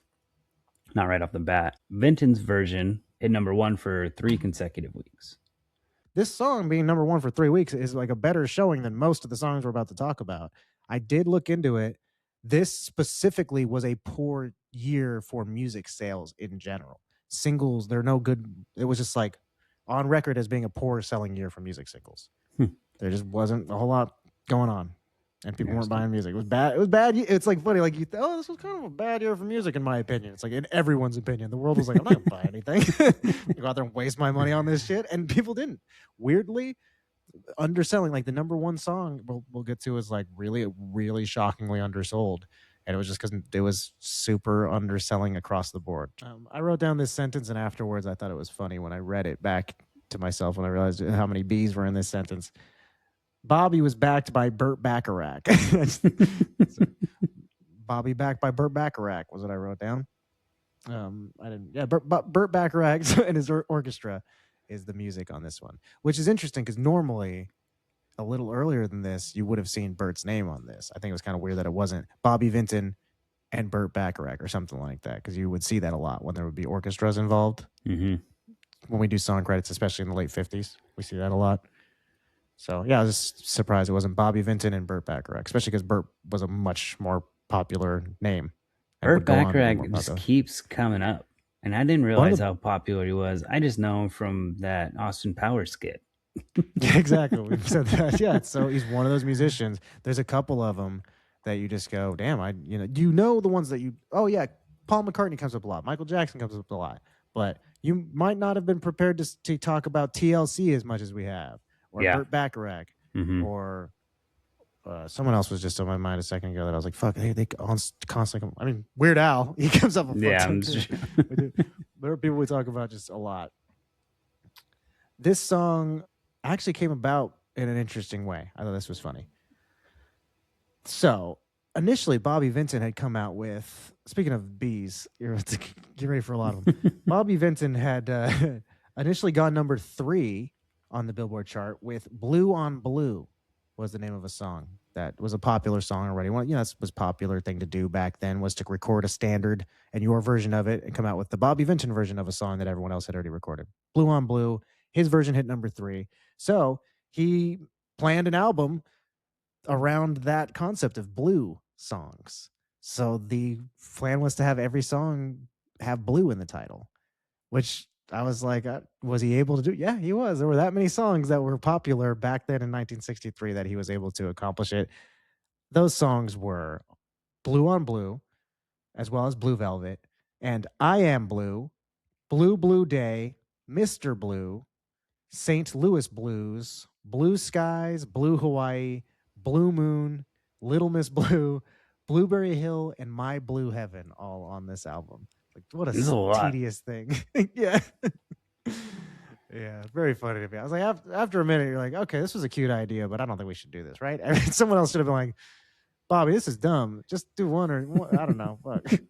But he had a number 3, then he got this one to hit number 1, so it ended up paying off for him. Yeah, he's like, I'm just going to do what everyone thinks is popular. It was popular. Everyone, for some reason... That's such a funny idea too. Like he's like, obviously you're a musician at the time, so you're trying to come out with different singles. This one out of all this, how many songs do you think he's released until this point? 5 or 6 at least, probably. And he's like, what was special about that one? Blue? Did people like that it was blue? He just doesn't know. I did a summer song. People didn't like that. I did a song about chocolate. It's not about that. Like, what do people like? Colors. Let's try colors. It's one guy's doing colors over here. Last one I'll say about this song, the most interesting version of it, to me at least, just thought that was kind of cool, was Lana Del Rey came out with a version of this song. Do you listen to it? On her Born to Die album, like her popular album. Oh, okay. That people know from her. Yeah, the one with like Blue Jeans and Summertime Sadness and stuff like that. She's got, it's the same thing as this song, just with Lana Del Rey style. It's like Blue Velvet. It's cool though. It's neat to see. Yeah, so this year is a real dead zone for music, but there were a couple songs that did like kind of stick. I mean, this one being one that's been covered so many times just goes to show there was like nothing going on this year. Like, you look at 1963, and you're like, oh, I guess I'll do Blue Velvet. Fuck. That being said, we are gonna say the next one is well known and is a good song. So that's we can say at least there wasn't a total complete elephant graveyard. There were a couple of little lion cubs of good music running around in there causing some trouble and mischief, but we'll see what those are coming up here. All right, moving on the list here, we've got number 4, He's So Fine by the Chiffons. Came out in January of 1963. Not a whole lot of exact dates for most of these songs, actually. We've realized that going back to older music. Yeah, and like we said in one of these years, I can't remember exactly which one, but it's like, I guess it just is the fact that they released this in January, and then it was up to record companies or record stores. When are they going to put them out on shelves? When are they going to start playing this on the radio? Nebraska got it a week later than they did in California. So it's like it didn't release across the country on one specific date. It's kind of how I've managed to make sense of this. Yeah. Because it's like that even when we look like 2000s years sometimes. Yeah, that's true. Be like June or whatever, August. Yeah, because it is that there's a whole new section of things that they weren't sure how to keep track of yet because of the internet and all of that. And yeah, it going into Napster first or whatever. He's So Fine went number 1 for 4 consecutive weeks. The songwriter was Ronald Mack, who was this is a weird story. Like, just when I first read it, it said like he kind of installed himself as their manager for the Chiffons after hearing them sing in their high school lunchroom. And I was like, oh, that's cool. They were all like, when I read it, I was like, oh, they all were high school friends? Wait a minute. Whose lunchroom? In their school lunchroom. That's worded in a way that made me go, that's the Chiffons lunchroom. He's not there as a student. Yeah, he was. So I looked into it. They were 14 and he was 20. I don't know what he was doing. Like being around schools. He was like an aspiring record producer. He didn't really have an aspiring high school student. I think that he was out. Yeah, he's 20 years old. He probably just pictures himself like the new. I don't know, Barry Gordy was around yet at this point actually, but he's just like he's like, oh, I'm gonna make a big name for myself, and just walking around high schools going, hey, you girls, you got the next big sound. I'm gonna put you on my record label or whatever. So at any rate, he did end up writing them this song and taking them on as a client, as it were, and got them to be produced and backed by The Tokens, was like a group who was producing under the name Bright Tunes Corp. And they were like in-house producers for Capitol Records. So he did get them like studio time with a noteworthy. This was like the first time that the Tokens had played on and produced a track and stuff like that. But this was they had produced other stuff, but this was the first time they had played on it as well. So it seemed like they were not a huge act or a big name, but he got them in with somebody. Capitol, though, who the Tokens worked for, they rejected the track. So then they shopped it around to about 10 other labels, and all of them said no until it finally came to Lorry Records, who liked the song, jumped on it, took a chance on He's So Fine. It ended up being Billboard's number 73 on their 100 greatest girl group songs of all time list that they put out in 2017. So I mean, so it ended up being critically and financially successful. This is one of the most recognizable ones, I think, from this top 5 for me, other than number 1. I think this one's very... Number 2, I think, was... Oh, really? Yeah. I don't even know if I recognize that one. This one, I just like the... Oh, lang, shalang, yeah. Mm-hmm. Also, another reason why this one is pretty recognizable is at least the melody line has been... It's the court ruled that it did get reused. It's in 1971, Bright Tunes Corp. So the people the Tokens that they were producing under that name, they sued George Harrison, ex-Beatle, over the song "My Sweet Lord." I don't know if you know that one. Yeah. My Sweet Lord. Yeah, it's very similar to this song. He's so fine. In 1976, a judge ruled that he had committed subconscious plagiarism. So they did. The court found that Harrison had reused this melody, unbeknownst to himself. So then it said there was another suit to determine damages, which I thought was weird. I was like, first thing, you're just proving that it happened, and then you have to go back to court to then figure out how much they owe you for doing so. I thought that would all be one thing. Yeah, I would think that'd be part of the ruling. Yeah. I've kind of assumed that across it's never presented in a way that's like, then they had to go back to court, and then they won this much money, usually. I guess... Supposedly that's what's happening every time. At any rate, while they're waiting to go back to court, that gets upheld until 1981, at which point Alan Klein, who was Harrison's old manager and his legal advisor during all of this in the 70s, Alan Klein, he goes on to then purchase Bright Tunes, the company that produced this song by the Chiffons, He's So Fine, which is suing George Harrison. George Harrison's old legal advisor, ex-manager, now owns that company, which seems like a conflict of interest, or kind of a shady way to get. I don't say or good business. Yeah. So the final decision ruled by the court, upheld and everything, was that Harrison had to buy Bright Tunes for the amount that Klein had paid for it, $587,000. So George Harrison just gave his ex-manager the amount of money he paid for the corporation. It seems like George Harrison was like, it's easier for me to just buy this company than to pay anybody royalties for this song. But maybe if he buys it, it is a conflict of interest. Exactly. Like direct conflict of interest. Yeah. But he's like, if I got you to buy it. And then it's like, oh, wow. Oh, that happens to be the company that I fucking, yeah. Wow, look at that. Huh. Well, I guess I'll give you the money for it. Darn. There you go. Yeah. So all that happened was George Harrison's ex-manager made $587,000. And the Chiffons seem to not have gotten anything out of this. Damn. It sucks how often that occurs, that we see somebody sue somebody else over a musical rights issue. The court rules the right way, and then that person just never gets the money.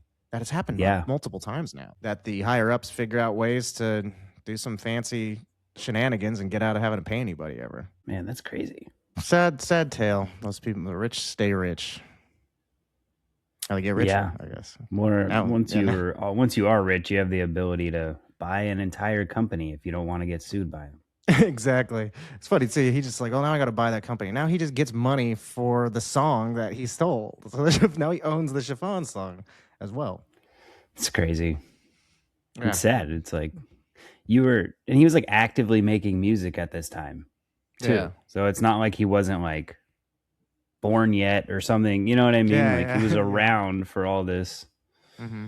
This definitely was something that was a direct influence on his career. Yeah, for sure. All right, let's move on to number 3. All right. Rhythm of the Rain by the Cascades. Released in November of 1962 in the U.S. Written by the Cascades band member John Claude Gummore.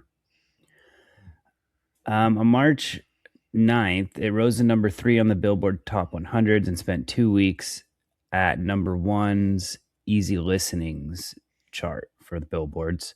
So it never actually hit number 1, but number 1 on the Easy Listening chart was like, easy listening music was popular. Yes. I guess when I think of like oldies music, that's what I think of. It's like the easy listening stuff. Like the category of oldies. I know that's changed in the last 30 years, but that's what I think of. I guess I don't know. I always think of doo-wop and 50s music that was sort of exciting. But yeah, it's funny that this stuff feels older than the music that came out 10 years before it. And it's just such a, I mean, I keep kind of alluding to that, and I've talked a little bit about that, but this is such a weird time for music in the early 60s that there was not really any sort of progression. The rock and roll sounded exactly the same as it did throughout the entirety of the 50s. And then the rest of the music sounds like it's from the 40s. Like this, I think, could have come out. That sounds like a Disney movie soundtrack. I always say that about this stuff. I'm like, oh, Disney movies back then had pop music, and I didn't know. Cinderella's filled with like pop songs, not timeless music, orchestral scores or something like that. This is just music that's what music sounded like back then. So yeah, the song did good in other countries too. It was top 5 in the United Kingdom, number 1 in Ireland, and number 2 in Australia. So John Claude Gummore said, I wrote the song over a period of time while serving in the U.S. Navy aboard the USS Jason. He was standing amid a watch on a bridge while he was in Japan, and they were just sailing up the North Pacific, and it was raining heavily over the tossing seas, bopping and moving to the sound of the waves in the rain. Yeah, the thunderstorm on the high seas. But the whole band was like a bunch of Navy boys. Oh, really? I didn't read that part.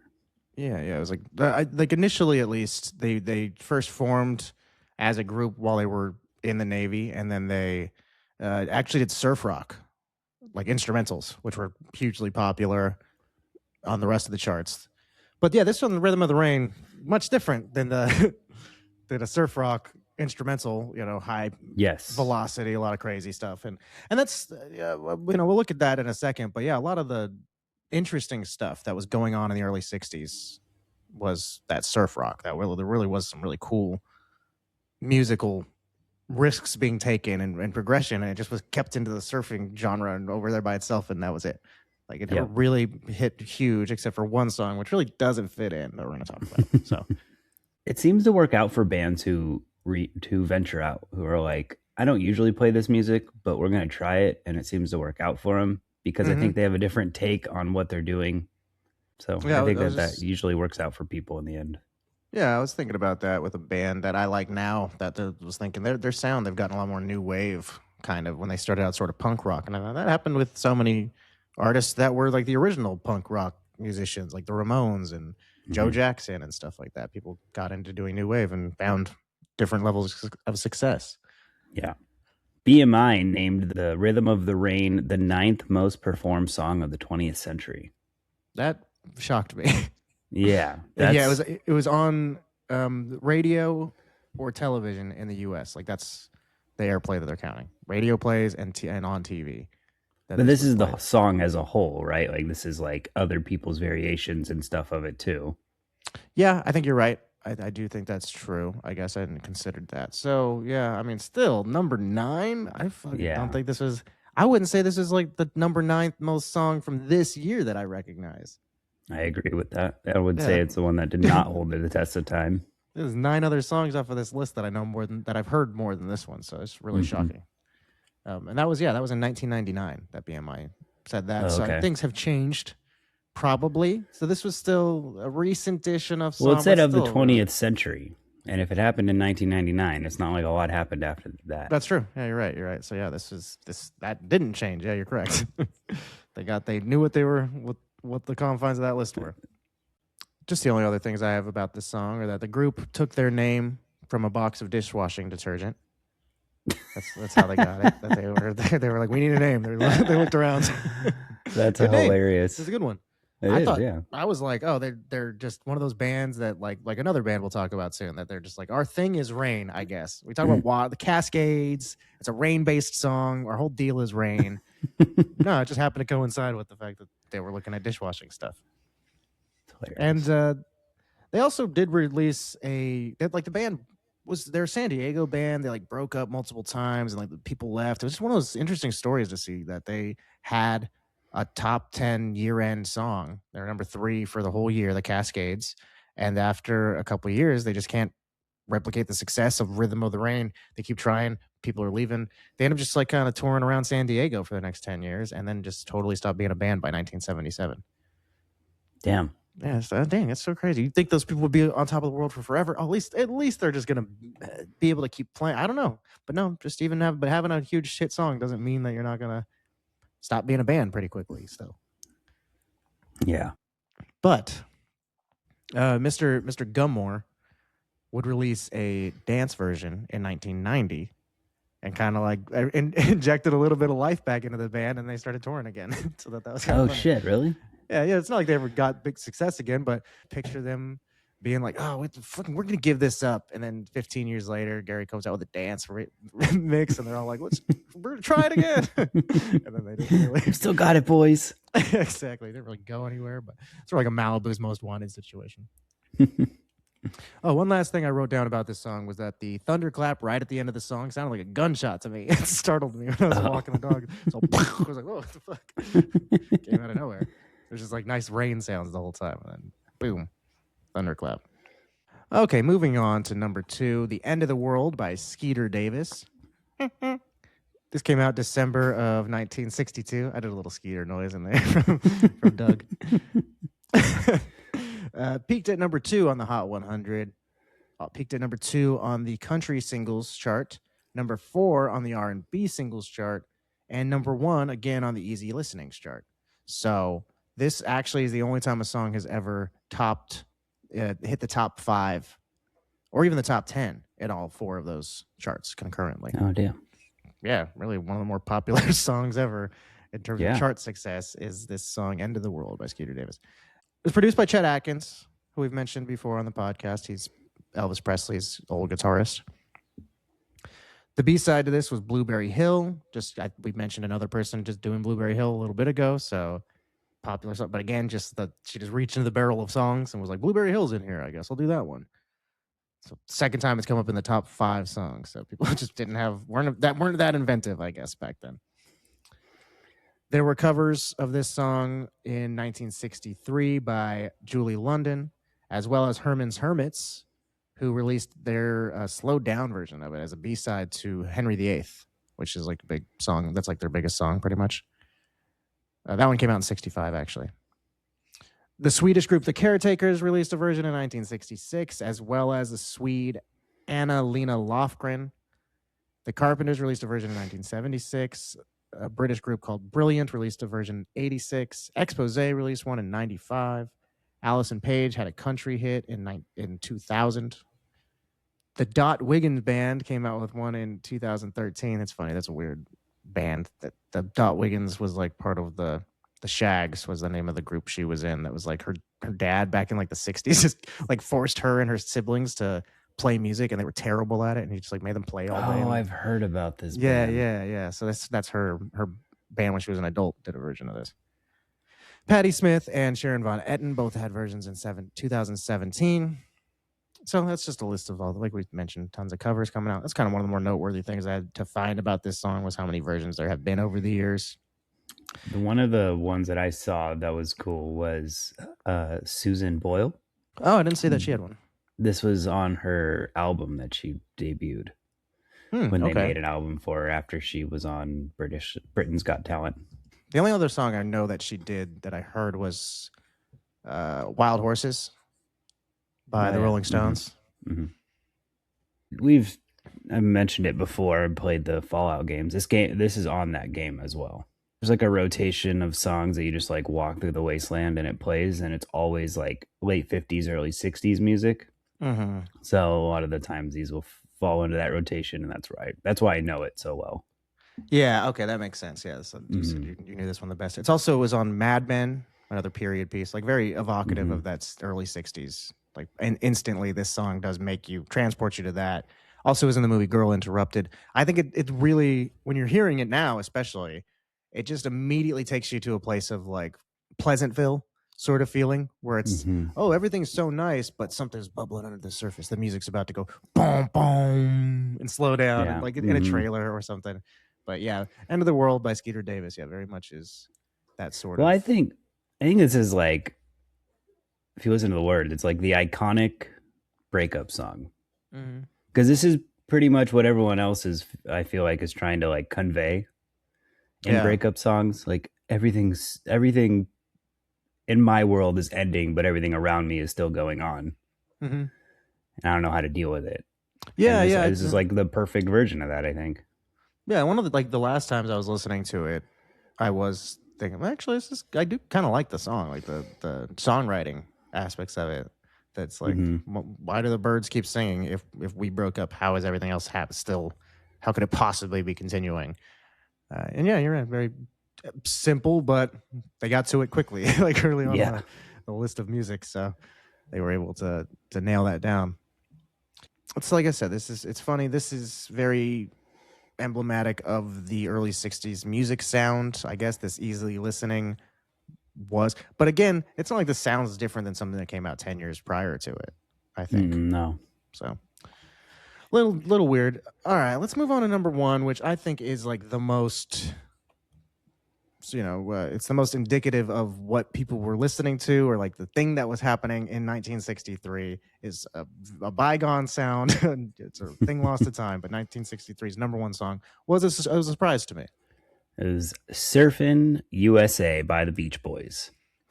And the reason Trey said it's so indicative is once we get further into the list, it's so many like surf rock songs, and it probably isn't even the best one, to be honest with you. Especially since they were like such cool like guitar riffs and stuff in the other ones. This one just like is very, I guess it fits more of the pop. Yeah, that's what I was just thinking. Yeah, it fits more of the pop era. It was released on March 4th of 1963. Songwriters were Chuck Berry and Brian Wilson. The song peaked at number 3 on the Billboard and Cashbox charts. So, like you said before, not a whole lot of huge success in music, even for the number one. Yeah, that's what made me look into it. And it was like this was a list of, I mean, this was a year full of underperforming songs. That number one in the whole country only peaked at number three. We've seen that before, but this was just the whole list of the top five was very low performing. I think I mean, only number 5 and 4. That's also so weird when that happens. But 5 and 4 were the only two on this list that hit number one. Like you said, this was written by Chuck Berry, which is, you're like, what the fuck, Chuck? Did they hang out? What is it? How did they write this together? It's basically just a cover version of Chuck Berry's song "Sweet Little 16" from 1958, which we did have on the list. I was like, oh shit, did we have? I don't remember hearing that one. And then when I put it on, I was like, yes, we did have it. We just recently did 58, so that song was on there. And yeah, I mean, it's the same exact song. They just rewrote the lyrics and made it about surfing. And that's what Brian Wilson did. He was like hanging out. He was humming that song while he was hanging out with his girlfriend's brother, who was a surfer. And then he was like listing off surf spots, and he just was like, oh man, I got to write that as a song. So he just had this guy, Jimmy, give him a list full of California surf spots.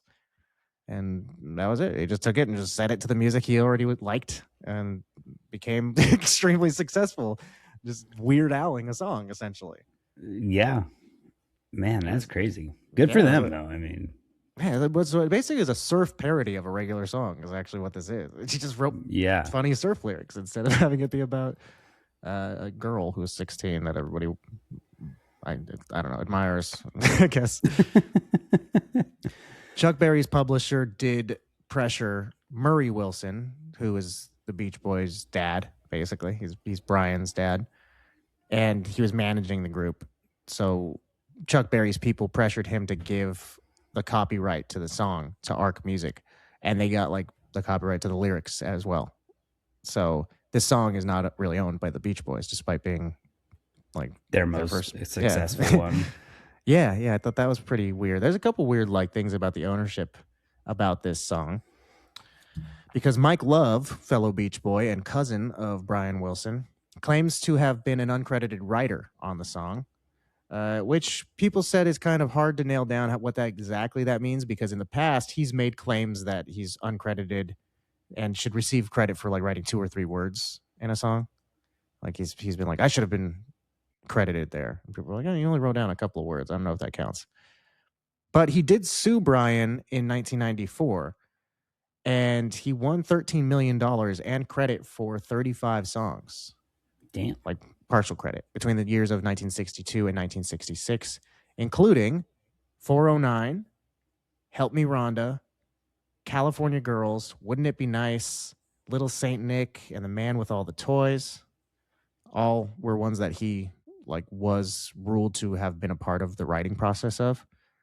But this song, Surfin' USA, also Little Girl I Once Knew, and some additional parts of Wouldn't It Be Nice were not granted in that lawsuit. So worth noting, I guess, that But he did get quite a few of their big hits. Yeah, huge the songs. Christmas song. Yeah, right. It's like 409. I forget. So when I was reading off the list of the whole list of the 35 songs, I just picked out the ones I recognized and thought, man, I forget the Beach Boys have that many big hits. You're like, oh fuck yeah, 409 was everybody knows 409. Mm-hmm. And then there's a couple. That's cool that there wasn't just Little Saint Nick, but also Man with All the Toys. They have 2 big Christmas songs. Yeah. Oh, and there was in a 1974 interview, Brian Wilson did say, when we first got going, Mike was a Chuck Berry fan, so he and I turned the lyrics into a surfing song. So he did admit that Mike Love helped him write Surfin' USA on a radio interview, but that didn't come into play in this court case, because that court case was after the fact. I thought that was a little weird. If you have proof of the guy saying this, you would think he would have gotten credit then, but yeah, that was like one of the few that didn't get given to him, which I kind of feel like, obviously at the time, this was a huge hit for them. This made number 1 for the year end, but I don't know that if I feel like it's as big as like maybe Wouldn't It Be Nice. I think that's probably been used more in recent years anyway. Yeah, I would agree. Or 409. In movies or whatever else, yeah. Yeah. Like you got the commercials for the cleaning product have used 409 for the past 60 years. I think that they made a lot of money there. That being said, though, he only won $13 million, like as payment restitution for the last.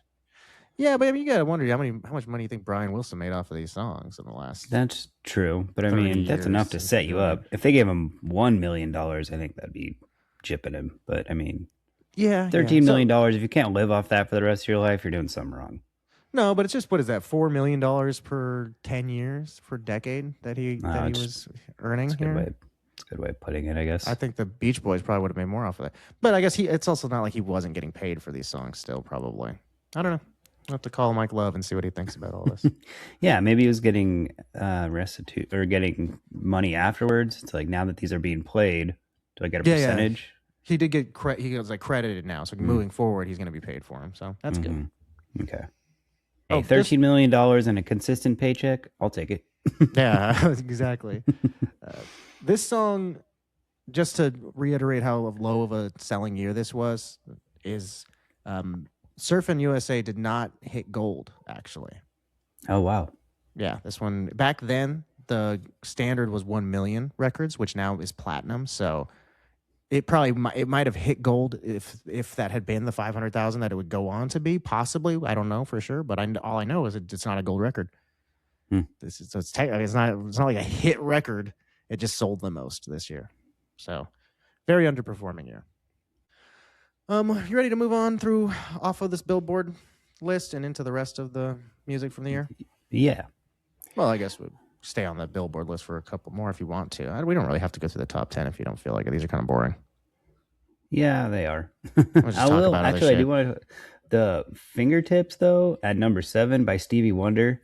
Dude, did he not hit puberty yet before he wrote this song? This is like a girl singing this song. He's really, he had to have been really young back. I mean, he's one of those artists that you're just like, damn, Stevie Wonder is old as fuck. There's a lot of those artists on this list. You're like, fuck, man, this guy was making music back then. How old is Stevie Wonder? Especially because he's still around. Like some of these people, you're like, oh yeah, Roy Orbison. I forget how long he'd been around, but because they were popular people when we were kids. Like you'd see Ray Charles on TV shows and shit all the time. You're like, this guy was alive in the 50s making music. Dang. Yeah. So yeah, by this point already, yeah, they're kind of in their career. So I'm not sure how old Stevie Wonder was. We actually should see. Let's see. He was only born in 1950, so he was 13. Okay, so he did not hit puberty yet. He might have not. Yeah, he actually might not have. Who knows? He's a little kid. Yeah, he's been doing this for a long time. I think he had a track on one of our earlier lists than this too, like 60 or 59 or something like that. He's been in the game for forever. Damn, killing it. Yeah, that finished at number 7 for the year. In the top 10, not a whole lot of interesting stuff, but I gotta say, number 10 was really cool. That there was a Japanese song in the top 10, Sukiyaki. Yeah, I saw that.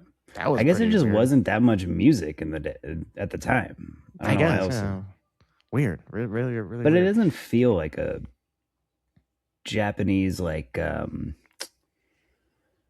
not like traditional or something. Yeah, like the Asian melodies that they play and stuff. It was very American style song, I think. Yeah. It was one of the bigger hits worldwide for this year. So it just was. That's something you don't see too much anymore, or really at all throughout most of the life of the charts. Is other countries are affected by American music to a degree. They have their own people that they are popular, and sometimes we're like, oh, I didn't realize this person was really popular in Britain, but. That's not something that happens here as much anymore. We don't have a lot of import acts like we used to. Yeah, I would say now actually with Bad Bunny and stuff. But besides that, we're kind of starting to get around to it again a little bit with K-pop being big and that things. Too. Yeah. But it's been a more recent development. It's since been Ace of Base that I can't think of. There's been a real huge act that was from a different country. Yeah, that wasn't an English band or artist. Yeah.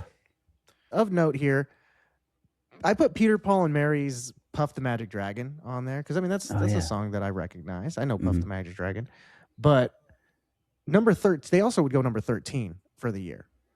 So they had 2 songs right next to each other. They were really popular. I knew the Puff the Magic Dragon. It's a silly song. People make jokes about it being about weed and stuff, and it's kind of funny, little 60s folky, real easy listening, real unobtrusive, very simple song, all that.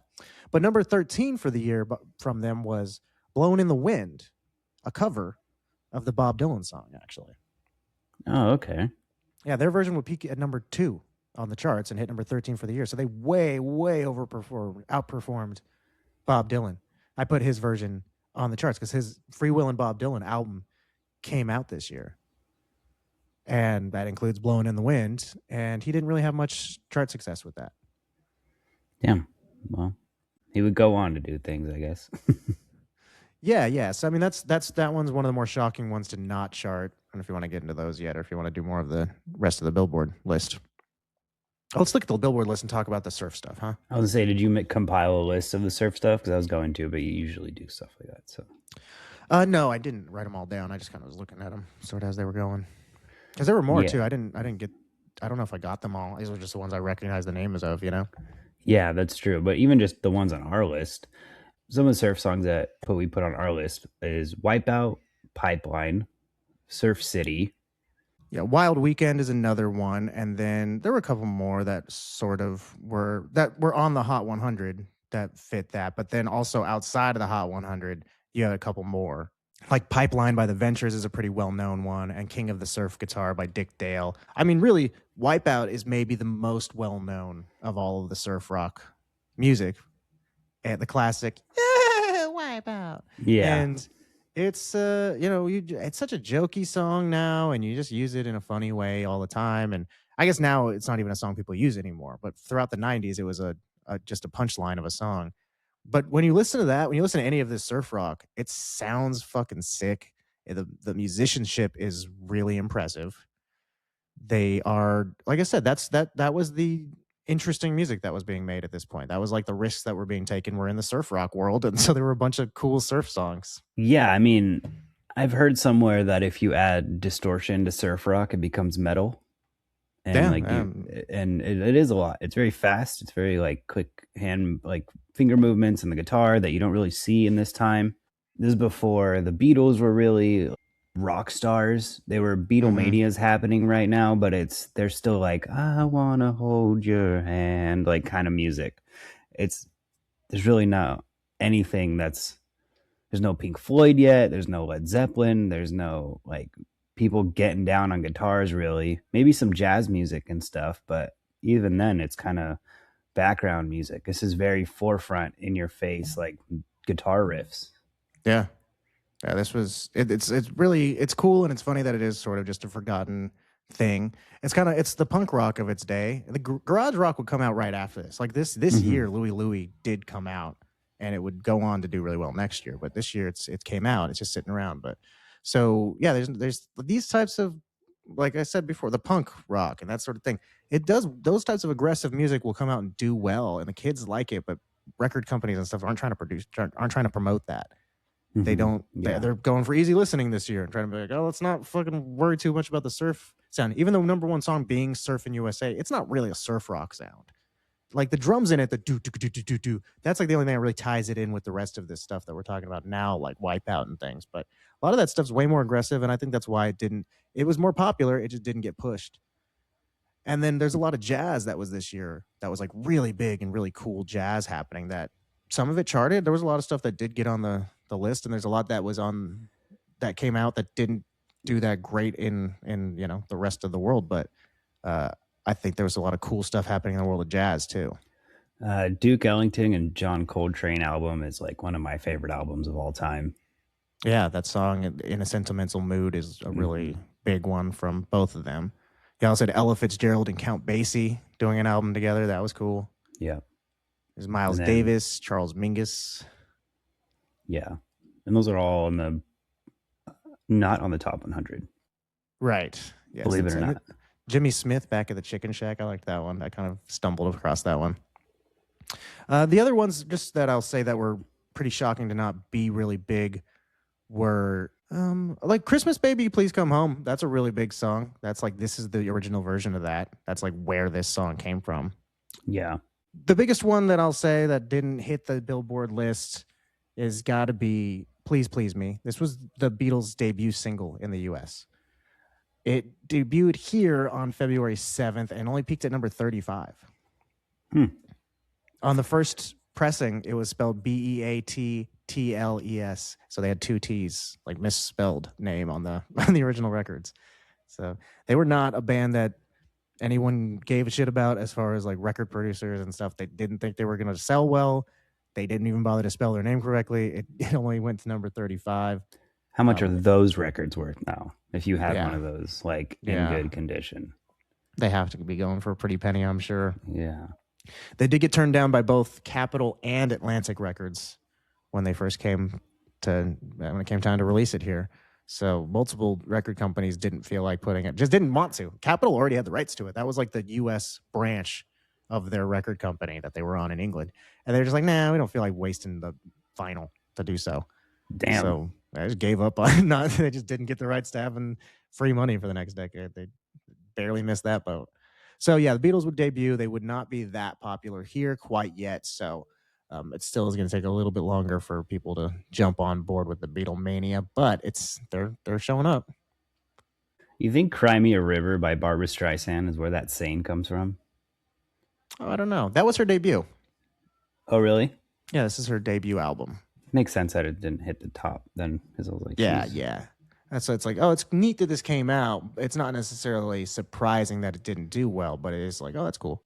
One of the big ones from the year that didn't end up hitting the top 100, I was pretty shocked by, was "Call Me Irresponsible" by Frank Sinatra. Yes, especially since he was so popular at the time anyway. Yeah, but we've talked about before. His stuff never really does that well, like on the commercial charts. Even when even in the 50s and stuff, we talked about like "Fly Me to the Moon" or one of those songs came out and just didn't chart. So I don't know. I figured he was more popular than he is. I guess at least. Yeah, being propped up by the mafia. I guess it's funny though. It's one of those things where you go, man, Barbra Streisand, one of the most popular artists in the world. Frank Sinatra, people didn't really like him. Yeah, weird. My preconceptions were incorrect. That song though is from a film. I did not know that. It's like a soundtrack song to a movie that I have heard the title of before, and it's one of my favorite like titles of a movie because I think it's hilarious. It's called Papa's Delicate Condition. So I looked into it this time because I was like, oh, it's from that? I didn't know that was a musical. I don't really know anything about that film. I just think that name's funny. What's his delicate condition? Well, I looked it up. It's alcoholism. The thing is, like, the dad's like such a drunk. He's always getting people into issues, and his family's like, just don't talk about dad's delicate condition, his alcoholism. And yeah, this song is from that. It's him saying he's irresponsible. But yeah, it's interesting. I didn't know that was a soundtrack song. And also would have another one I would have assumed was a hit when it came out because we know it so many years later. And yeah, anyway, another one though that was on here that is very relevant to the movie we're about to talk about is it turns out not related to the movie. I was trying to figure out like, does this have any connection to it? But a guy named Paul Gonsalves, I don't know, Gonsalves yeah. probably. He released an album called Cleopatra Feelin' Jazzy. That had just all of them are Cleopatra themed jazz tunes. The one I put on the list was Antony and Cleopatra theme. But I liked that song actually. It was kind of cool. Yeah, it wasn't bad. More jazz for the year. Lots of jazz. That one, all inspired by, I'm assuming, either maybe he was working on this for years and it just was very, the timing was crazy coincidental. But the number one movie in the country for 1963 was the film Cleopatra. This film was released on June 12th of 1963, directed by Joseph Mankiewicz. Also written by Mankiewicz along with Ronald McDougall and Sidney Buckman. The film stars Elizabeth Taylor, Richard Burton, and Rex Harrison. A budget of $31 to $44 million, depending on where you're getting that information. And the gross was just about $15.7 million in the year 1963, which was not a very good gross. We'll see in a moment. Cleopatra is a lengthy, sprawling, spectacular love story helmed by Joseph Mankiewicz, depicting Cleopatra's manipulation of Julius Caesar and Mark Antony in her ill-fated attempt to save the Egyptian Empire. All right, so that's your basic information about the film Cleopatra, the most expensive film ever made at the time of its production. Had you ever seen this movie? No, there's no way I would have sat down to watch this if we were not doing this podcast. That's 4 hours and 11 minutes is what I clocked it in at when I watched it on YouTube. Yeah, I skipped over the the intermission, so that saved a little time. I did use one of my intermissions. I was like, I'm gonna go to the bathroom, and it's all What I was ridiculous. there for. Yep. I ended up watching the last like 24 minutes at double time just because we were like running into we needed to record, and I was like, you know what? I've sat here for 4 hours. I think I'm okay to watch the rest of this. It was mostly fighting, so it didn't really mess anything up. And then I ended up paying more attention, if anything, because I had to like listen closer to the dialogue to hear what they're saying because it was really fast. Yeah. But I'll be honest, my mind wandered some points over the last 3.5 hours leading up to that fact. So I probably paid more attention in the last 20 minutes than anything else. But I watched it all in one sitting, though. I did sit there for 4 hours of my day just watching Cleopatra. I ended up doing some research. Like I said, the middle's a little muddy to me as far as what exactly happened, but it's like I get the point at this point. Yeah. I watched it in one day. I like stopped, did stuff, came back, watched it. Like, but it was something that I had to like actually, you got to really sit down and pay attention to. I did like the movie. I just think we've done so many of these pieces that it's like there's so much that you guys don't need. It's almost like you guys are trying to sell it as a play because there's just huge stage productions that it's like so unnecessary that you guys don't need 3 minutes of these people walking just so you guys can show this entire backdrop that you guys made and then not use it ever again throughout the entire movie. Yeah, that's definitely why this one was so expensive. The epic, the Hollywood epic. I mean, in the 30s, the 40s, people had never seen fucking anything. You know, everyone was used to seeing the dirt outside their window, and that was about it. So when you bring the movies and you go, look at this, look what we built, and you just show people walking around. That's it. That's all you need. Mm-hmm. People need that escape from reality. Now they're used to seeing things like that. We know what an epic film looks like. It's not that impressive to just show the shots of people walking around through these sets anymore. Like, you need to have good dialogue, you need to have a compelling story, and all that stuff that this movie, critics at least, said at the time and have said since, that it sort of was lacking in terms of everything other than that, than the visual spectacle. Yeah, I would agree with that. Like I said, it was the most expensive film ever at the time. It didn't break even until 1973, at which point they like closed the books on it and they were like, okay, like officially it's done making money. Or then at that point they never had to pay anybody like who was promised percentage points for this movie, because it took that long for it to break even. So then they just put it away, and so any money it made after that was just coming straight to the production company. Man, that's crazy. More of that sneaky rich people figured out ways to cook their books and be like, well, we never made any money. It was a loss for us for so long. Like you're lucky you didn't get in trouble. I mean, they did try to sue both Elizabeth Taylor and I believe Mankiewicz. You know, just basically because if a movie doesn't do well, you're on the hook because you're a contract or whatever. So they tried to sue them for losing money, which is kind of weird to me. Elizabeth Taylor, she was paid. She ended up getting paid like $7 million for this movie because of her contract that she worked out, like the points she was going to get, and it was because like she gets paid such and such for so many weeks, and then every week after that she gets paid this much, and then she gets paid some amount of the gross of the movie. So, but when they like called to offer her the role, she was already filming another movie at the time, and she didn't really want to do this one. She was like, yeah, maybe, I'm not sure. So she just offered like a joke response. Her husband told her he got in the phone call and relayed her the offer for the job, and she said back to him, tell them I'll do it for $1 million against 10% of the gross. She just kind of said that offhandedly, like, all right, tell them I'll do $1 million and 10%. And so that's what her husband told them, and they said okay. So she ended up making a record-breaking $1 million. Like that, like the deal that she got was the highest that any female actor had been paid up until that point. Damn. Yeah. I think it was that they were really banking on getting a big star for Cleopatra. Obviously, that's the title role, so they were trying to make sure it was somebody that was going to have a name that drew audiences in. So there were a couple people that they looked at initially. Joan Collins, Audrey Hepburn, Sophia Loren, they were all considered for Cleopatra. It's just big name people. A couple of those would have been interesting. Audrey Hepburn would have been unique, I guess. I like Audrey. Yeah. I mean, this is such a famous role, it being Elizabeth Taylor, Cleopatra. Like that's one of those all-time, like, oh, she's the epitome of femininity and beauty. You know what I mean? Like, yeah. Yep. I mean, that's what I'd always heard mean, I wasn't like blown away though. I wasn't like, oh my god, she's so stunning. I kind of was surprised. When I was watching this movie, the whole time I was thinking, like, how accurate is this? You know what I mean? Like, Yeah. because I know that a lot of this is real.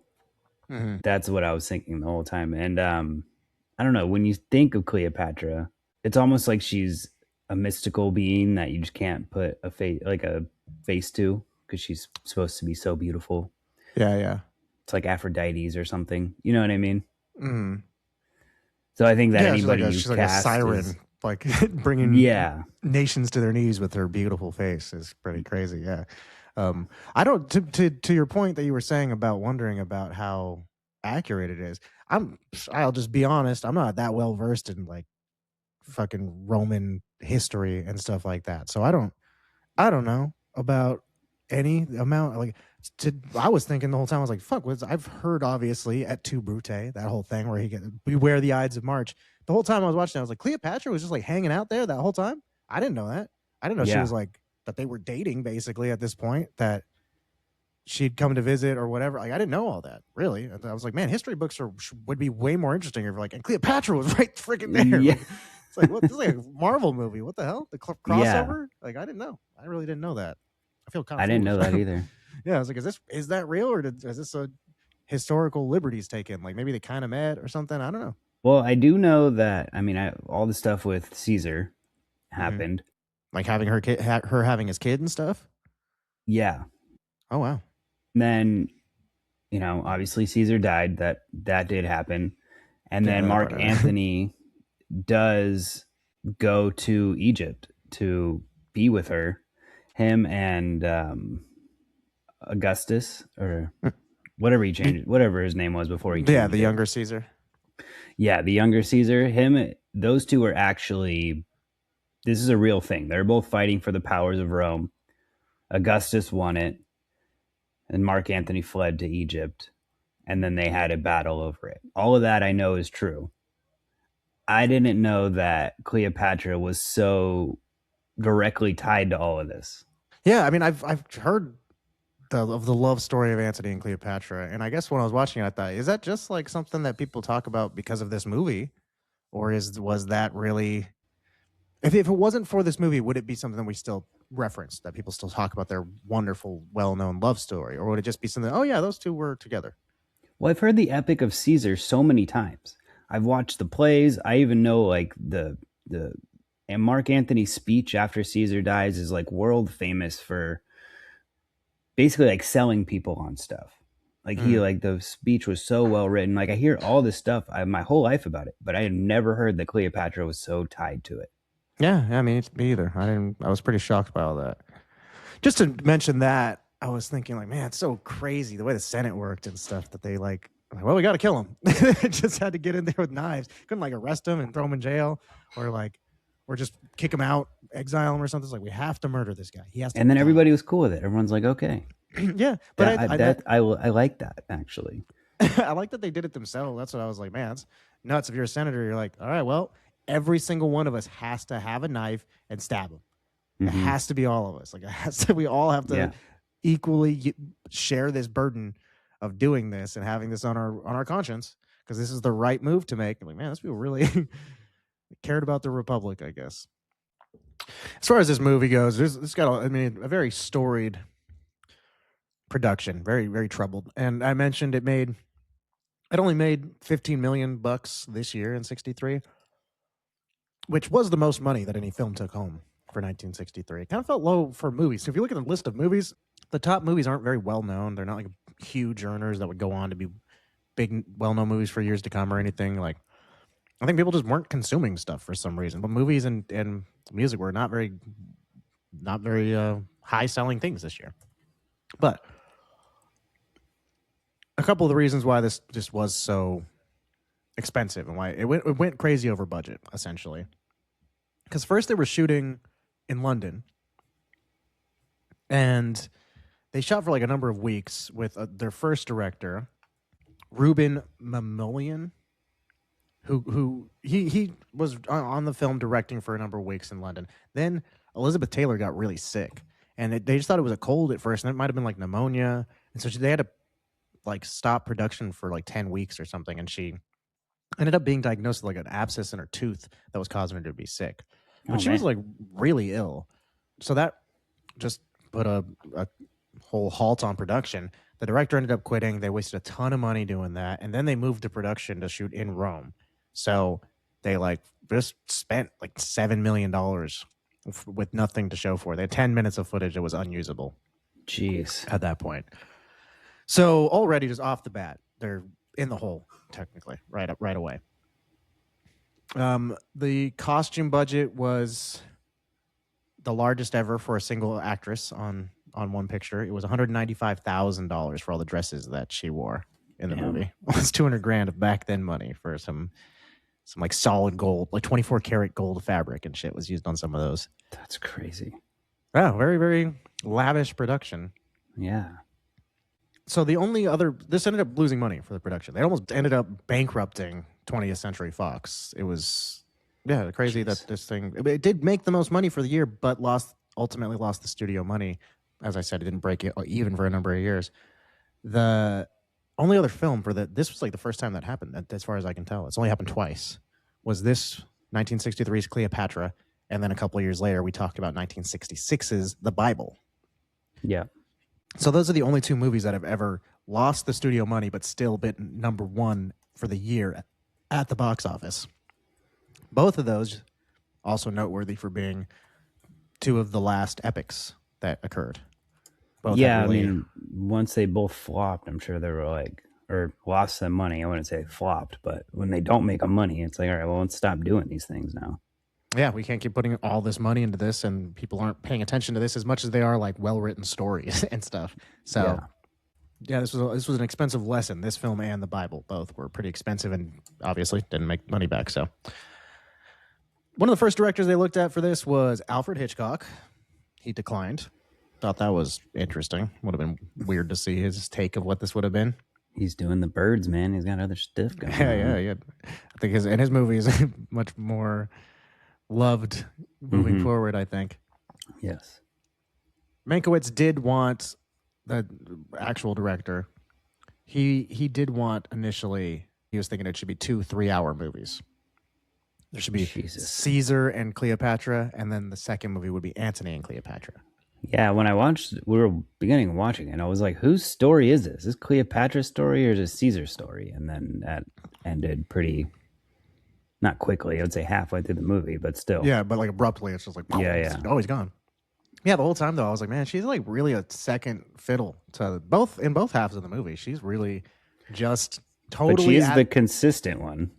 Yeah, but it just felt like, man, she seems to be so at the will of all these guys. Like, I don't really feel like she's orchestrating this so much as she just instantly falls in love with them and then is like really hurt by them.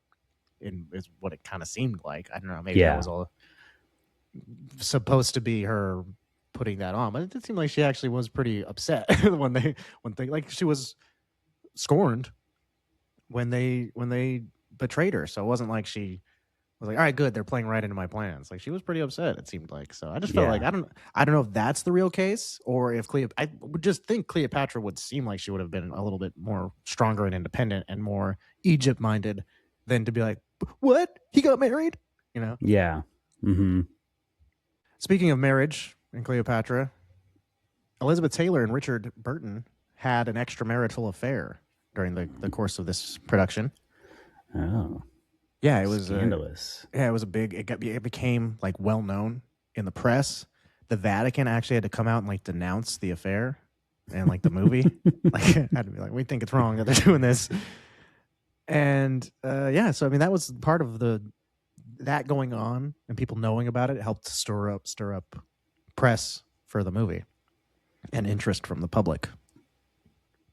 I read said that when he first met her, he referred to her as Miss Tits for a while because he like just didn't like her. He thought she was just there for all tits and no personality. Exactly. Yeah, he was like, Miss Tits over here thinks she's gonna be Cleopatra. It's hilarious.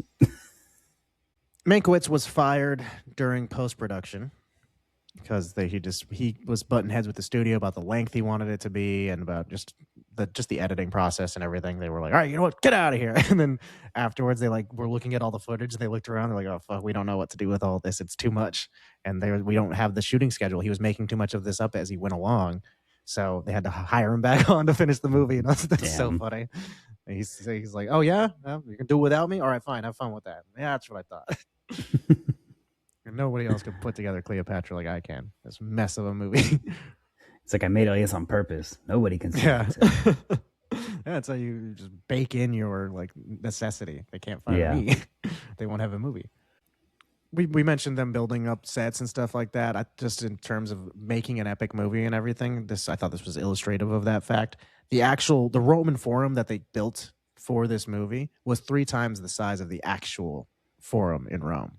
So like the spectacle of the movie had to be larger than life, literally 3 times bigger. Damn. Yeah. You're like, oh, so the real life just isn't impressive enough. Maybe don't make epic movies anymore if you're running out. If you need to like make things bigger than they could be, really, you know. Yeah. Roddy McDowall played Octavian. He was nominated for Best Actor at the Oscars for this movie, despite not being the leading role, obviously. He was supposed to be nominated for Best Supporting Actor. But like 20th Century Fox put in the ballot incorrectly. It was like clerical error on their part. They accidentally nominated him for Best Actor, which he just wasn't going to get.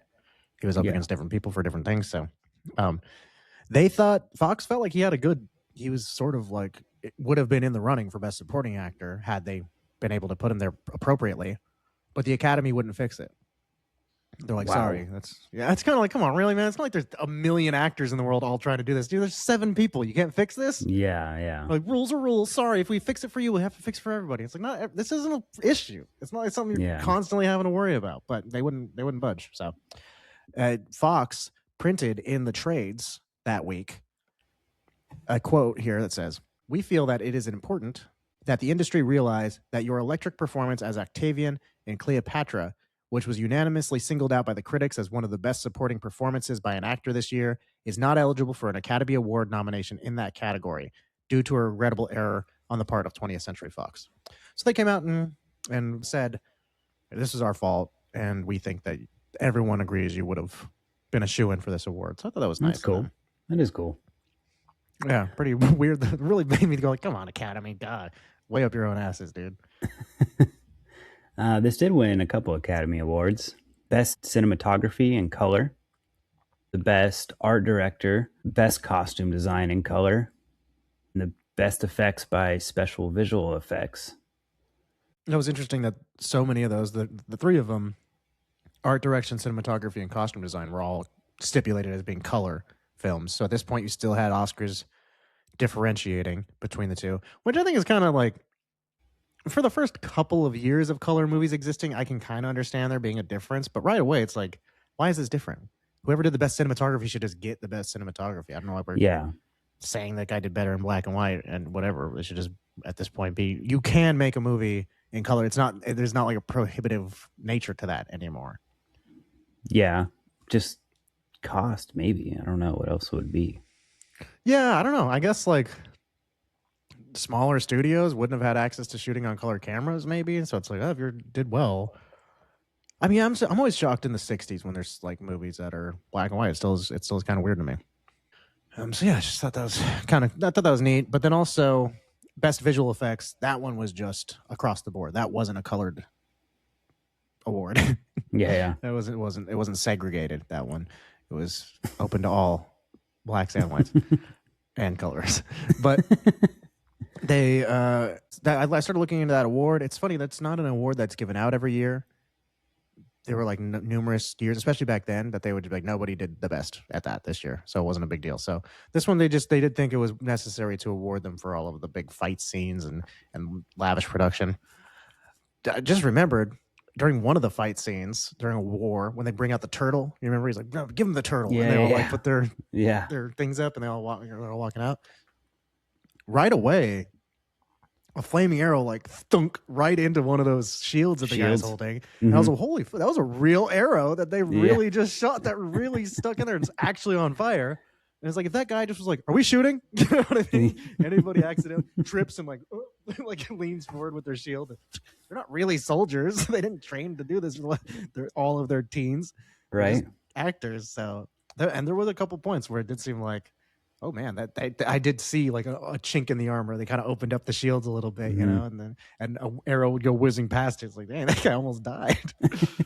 Almost got caught and on fire and shot. It's crazy. Exactly. And then the whole inside of the turtle's lit on fire now, and they're trapped because of all their shields. They're like, oh man, damn. I see the weakness in this defense. But I also thought it's so funny you hear those types of Roman battle tactics, like everyone just putting their shields over him and walking, and it's like unstoppable. You're like, no one thought of that. Right. Geniuses.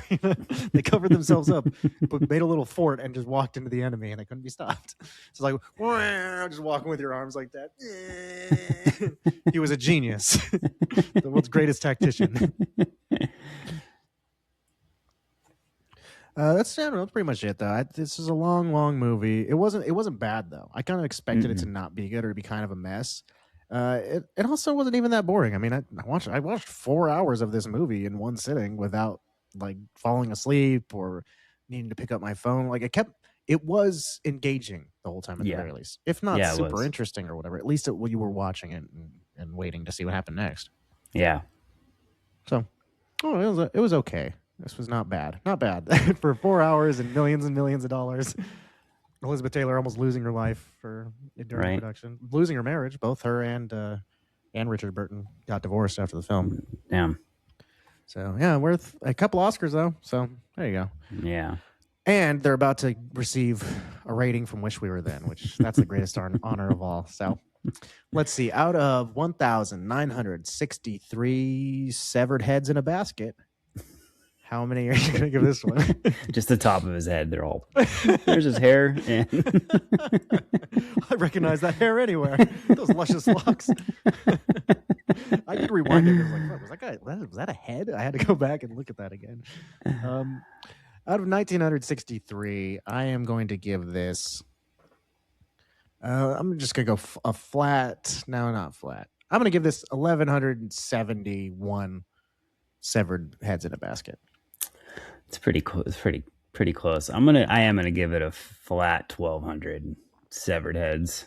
That's where I was leaning, and I thought that felt a little high. So it wasn't bad, but I didn't, Maybe I give it a little more credit than it deserves, but I honestly don't know. I don't ever sit there and like. There's mathematics that would tell you pretty quickly what that rating actually means, but to me, it's a feeling. I just do it right here. I don't think about it at all. This is when I think about it. Exactly. This second. I've said before. It usually occurs to me really. If you just took if you were going off 1,000 and doubled it, we're close enough. It's not like we're ever that far away that would give you the approximate thing. Yeah. So if you're like, oh, if I think this is a 70%, then you would say 1,400. But I never do that. So realistically, this probably is like a 1,350 to me, I guess I would say. But I'm not going to say that. And that's getting cut. That's not going in the episode. No one else can know that. All right. Let's move on to the other movies that took place in this year of our Lord 1963. Let's see the top 5 movies. The number 2 movie for the year was How the West Was Won, a name that I recognize. Yeah, I never seen it. Neither have I. I don't know what it is really. I just know I've heard the name. Number 3 is a movie I've always wanted to see. It's a mad world. But I didn't watch it this week. It's 3.5 hours. I was like, I just watched a 4-hour movie. I'm not watching a 3.5-hour comedy now. Comedy at 3.5 hours. Like, that's crazy.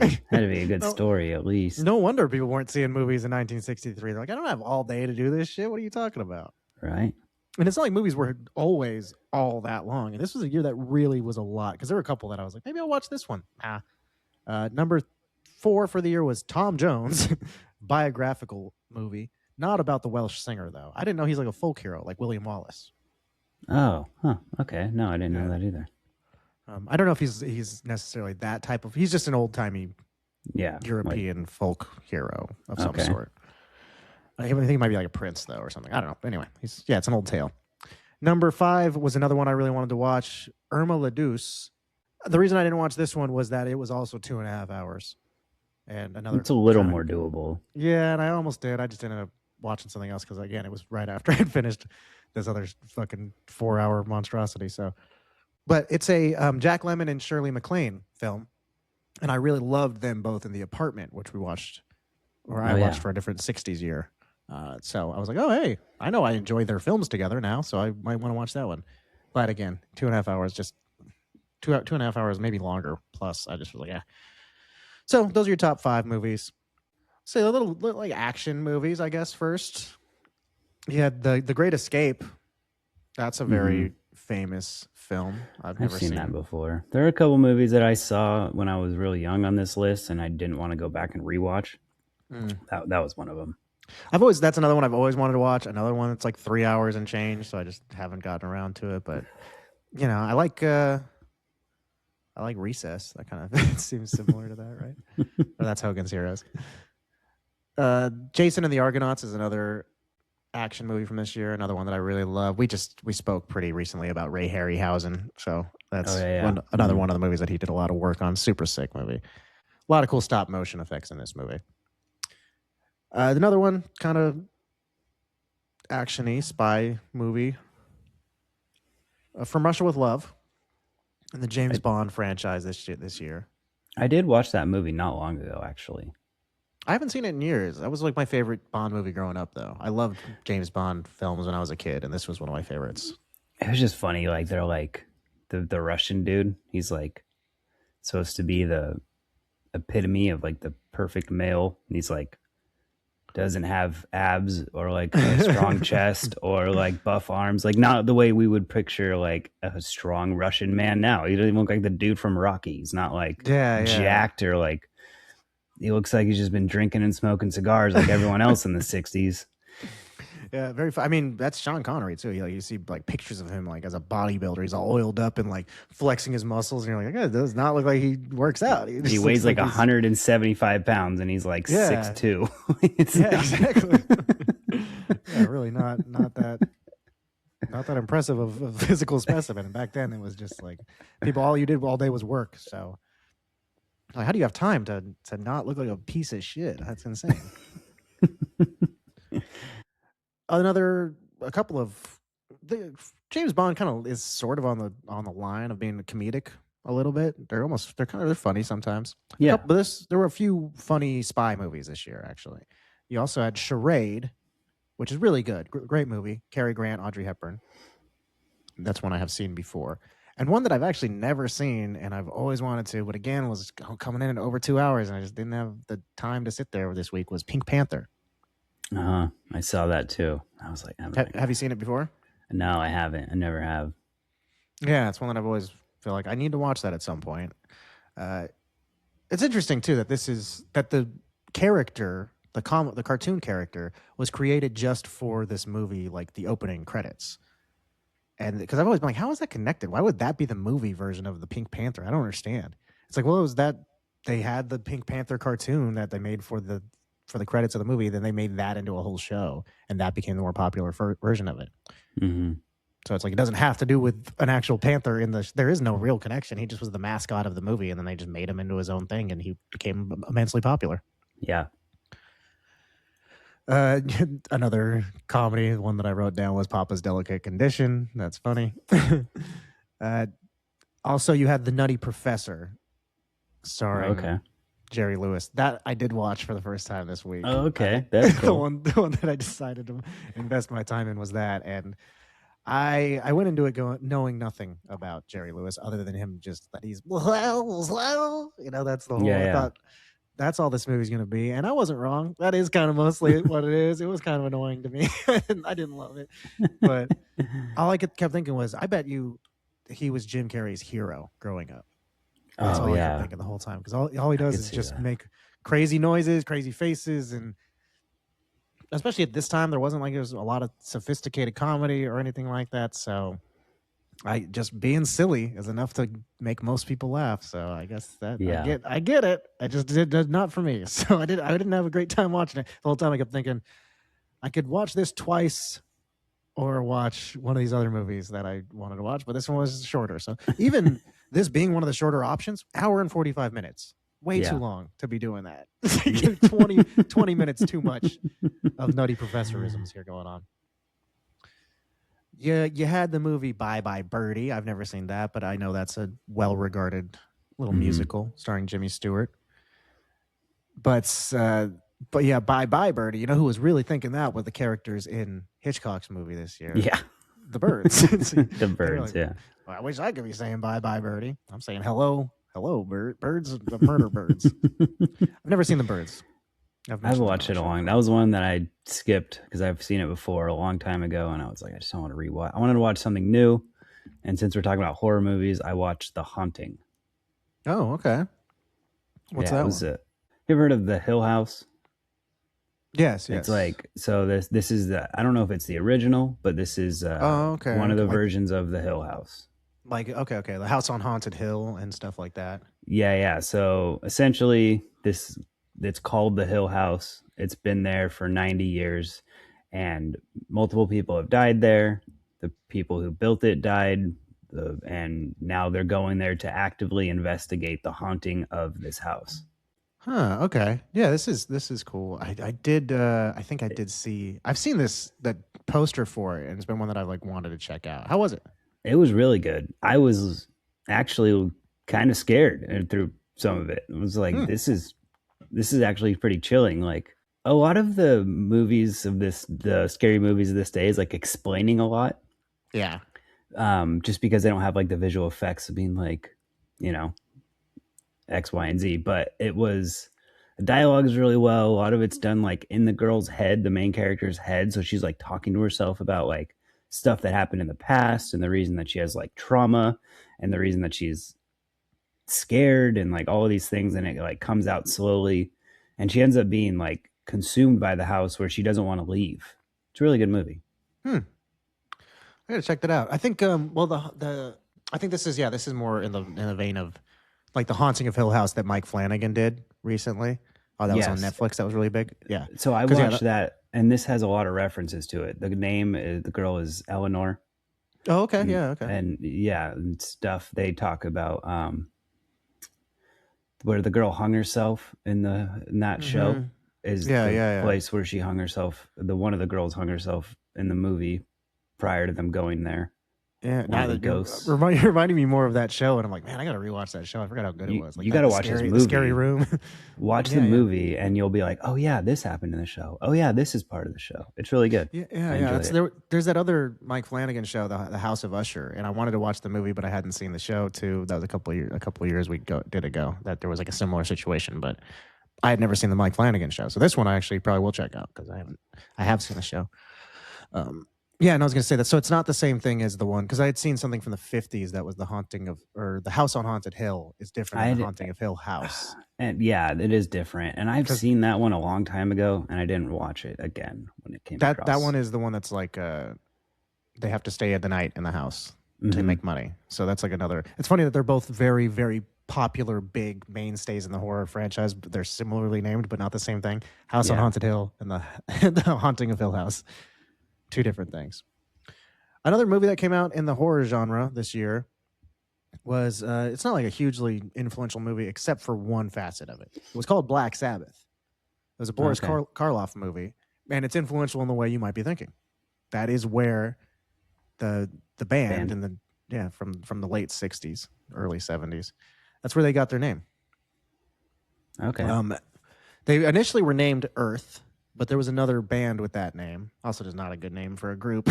Yeah. So they needed to find a new one, and they were like walking around. They saw people going in to see a movie called Black Sabbath, and they were like, "People are paying to be scared. That's crazy. Like we're kind of scary." So they named themselves after the movie. One other thing I'll point out is a movie called Beach Party came out this year. It was the first of 7 in this franchise, the Beach Party film franchise. That came from American International Pictures. I did see on the Wikipedia it's been said this was like the start of the Beach Party film genre. But I was like, isn't this already Gidget Goes to Rome came out this year? So that's the third Gidget movie. I went back to see, didn't Gidget start that? They did. Late 50s. Gidget had already been out for like 5 years at this point. That was really the start of it. But this popularized beach party movies, which we've talked about before. How there was one year when I listed like 7 different beach party movies that came out. Oh yeah, I do remember Dr. that. Goldfoot and the Bikini Machine, the Bikini Beach, How to Stuff a Wild Beach Bikini. Like just tons of these would come out for the rest of the 60s. So that kicked off this year to go hand in hand with that surf rock that everybody's really all about for some reason. Surfing's big this year, so really kicked off in 63. Last stuff we'll say here are kids movies. Well, keeping it on the beach, Flipper came out. They would remake that over the years with the dolphin.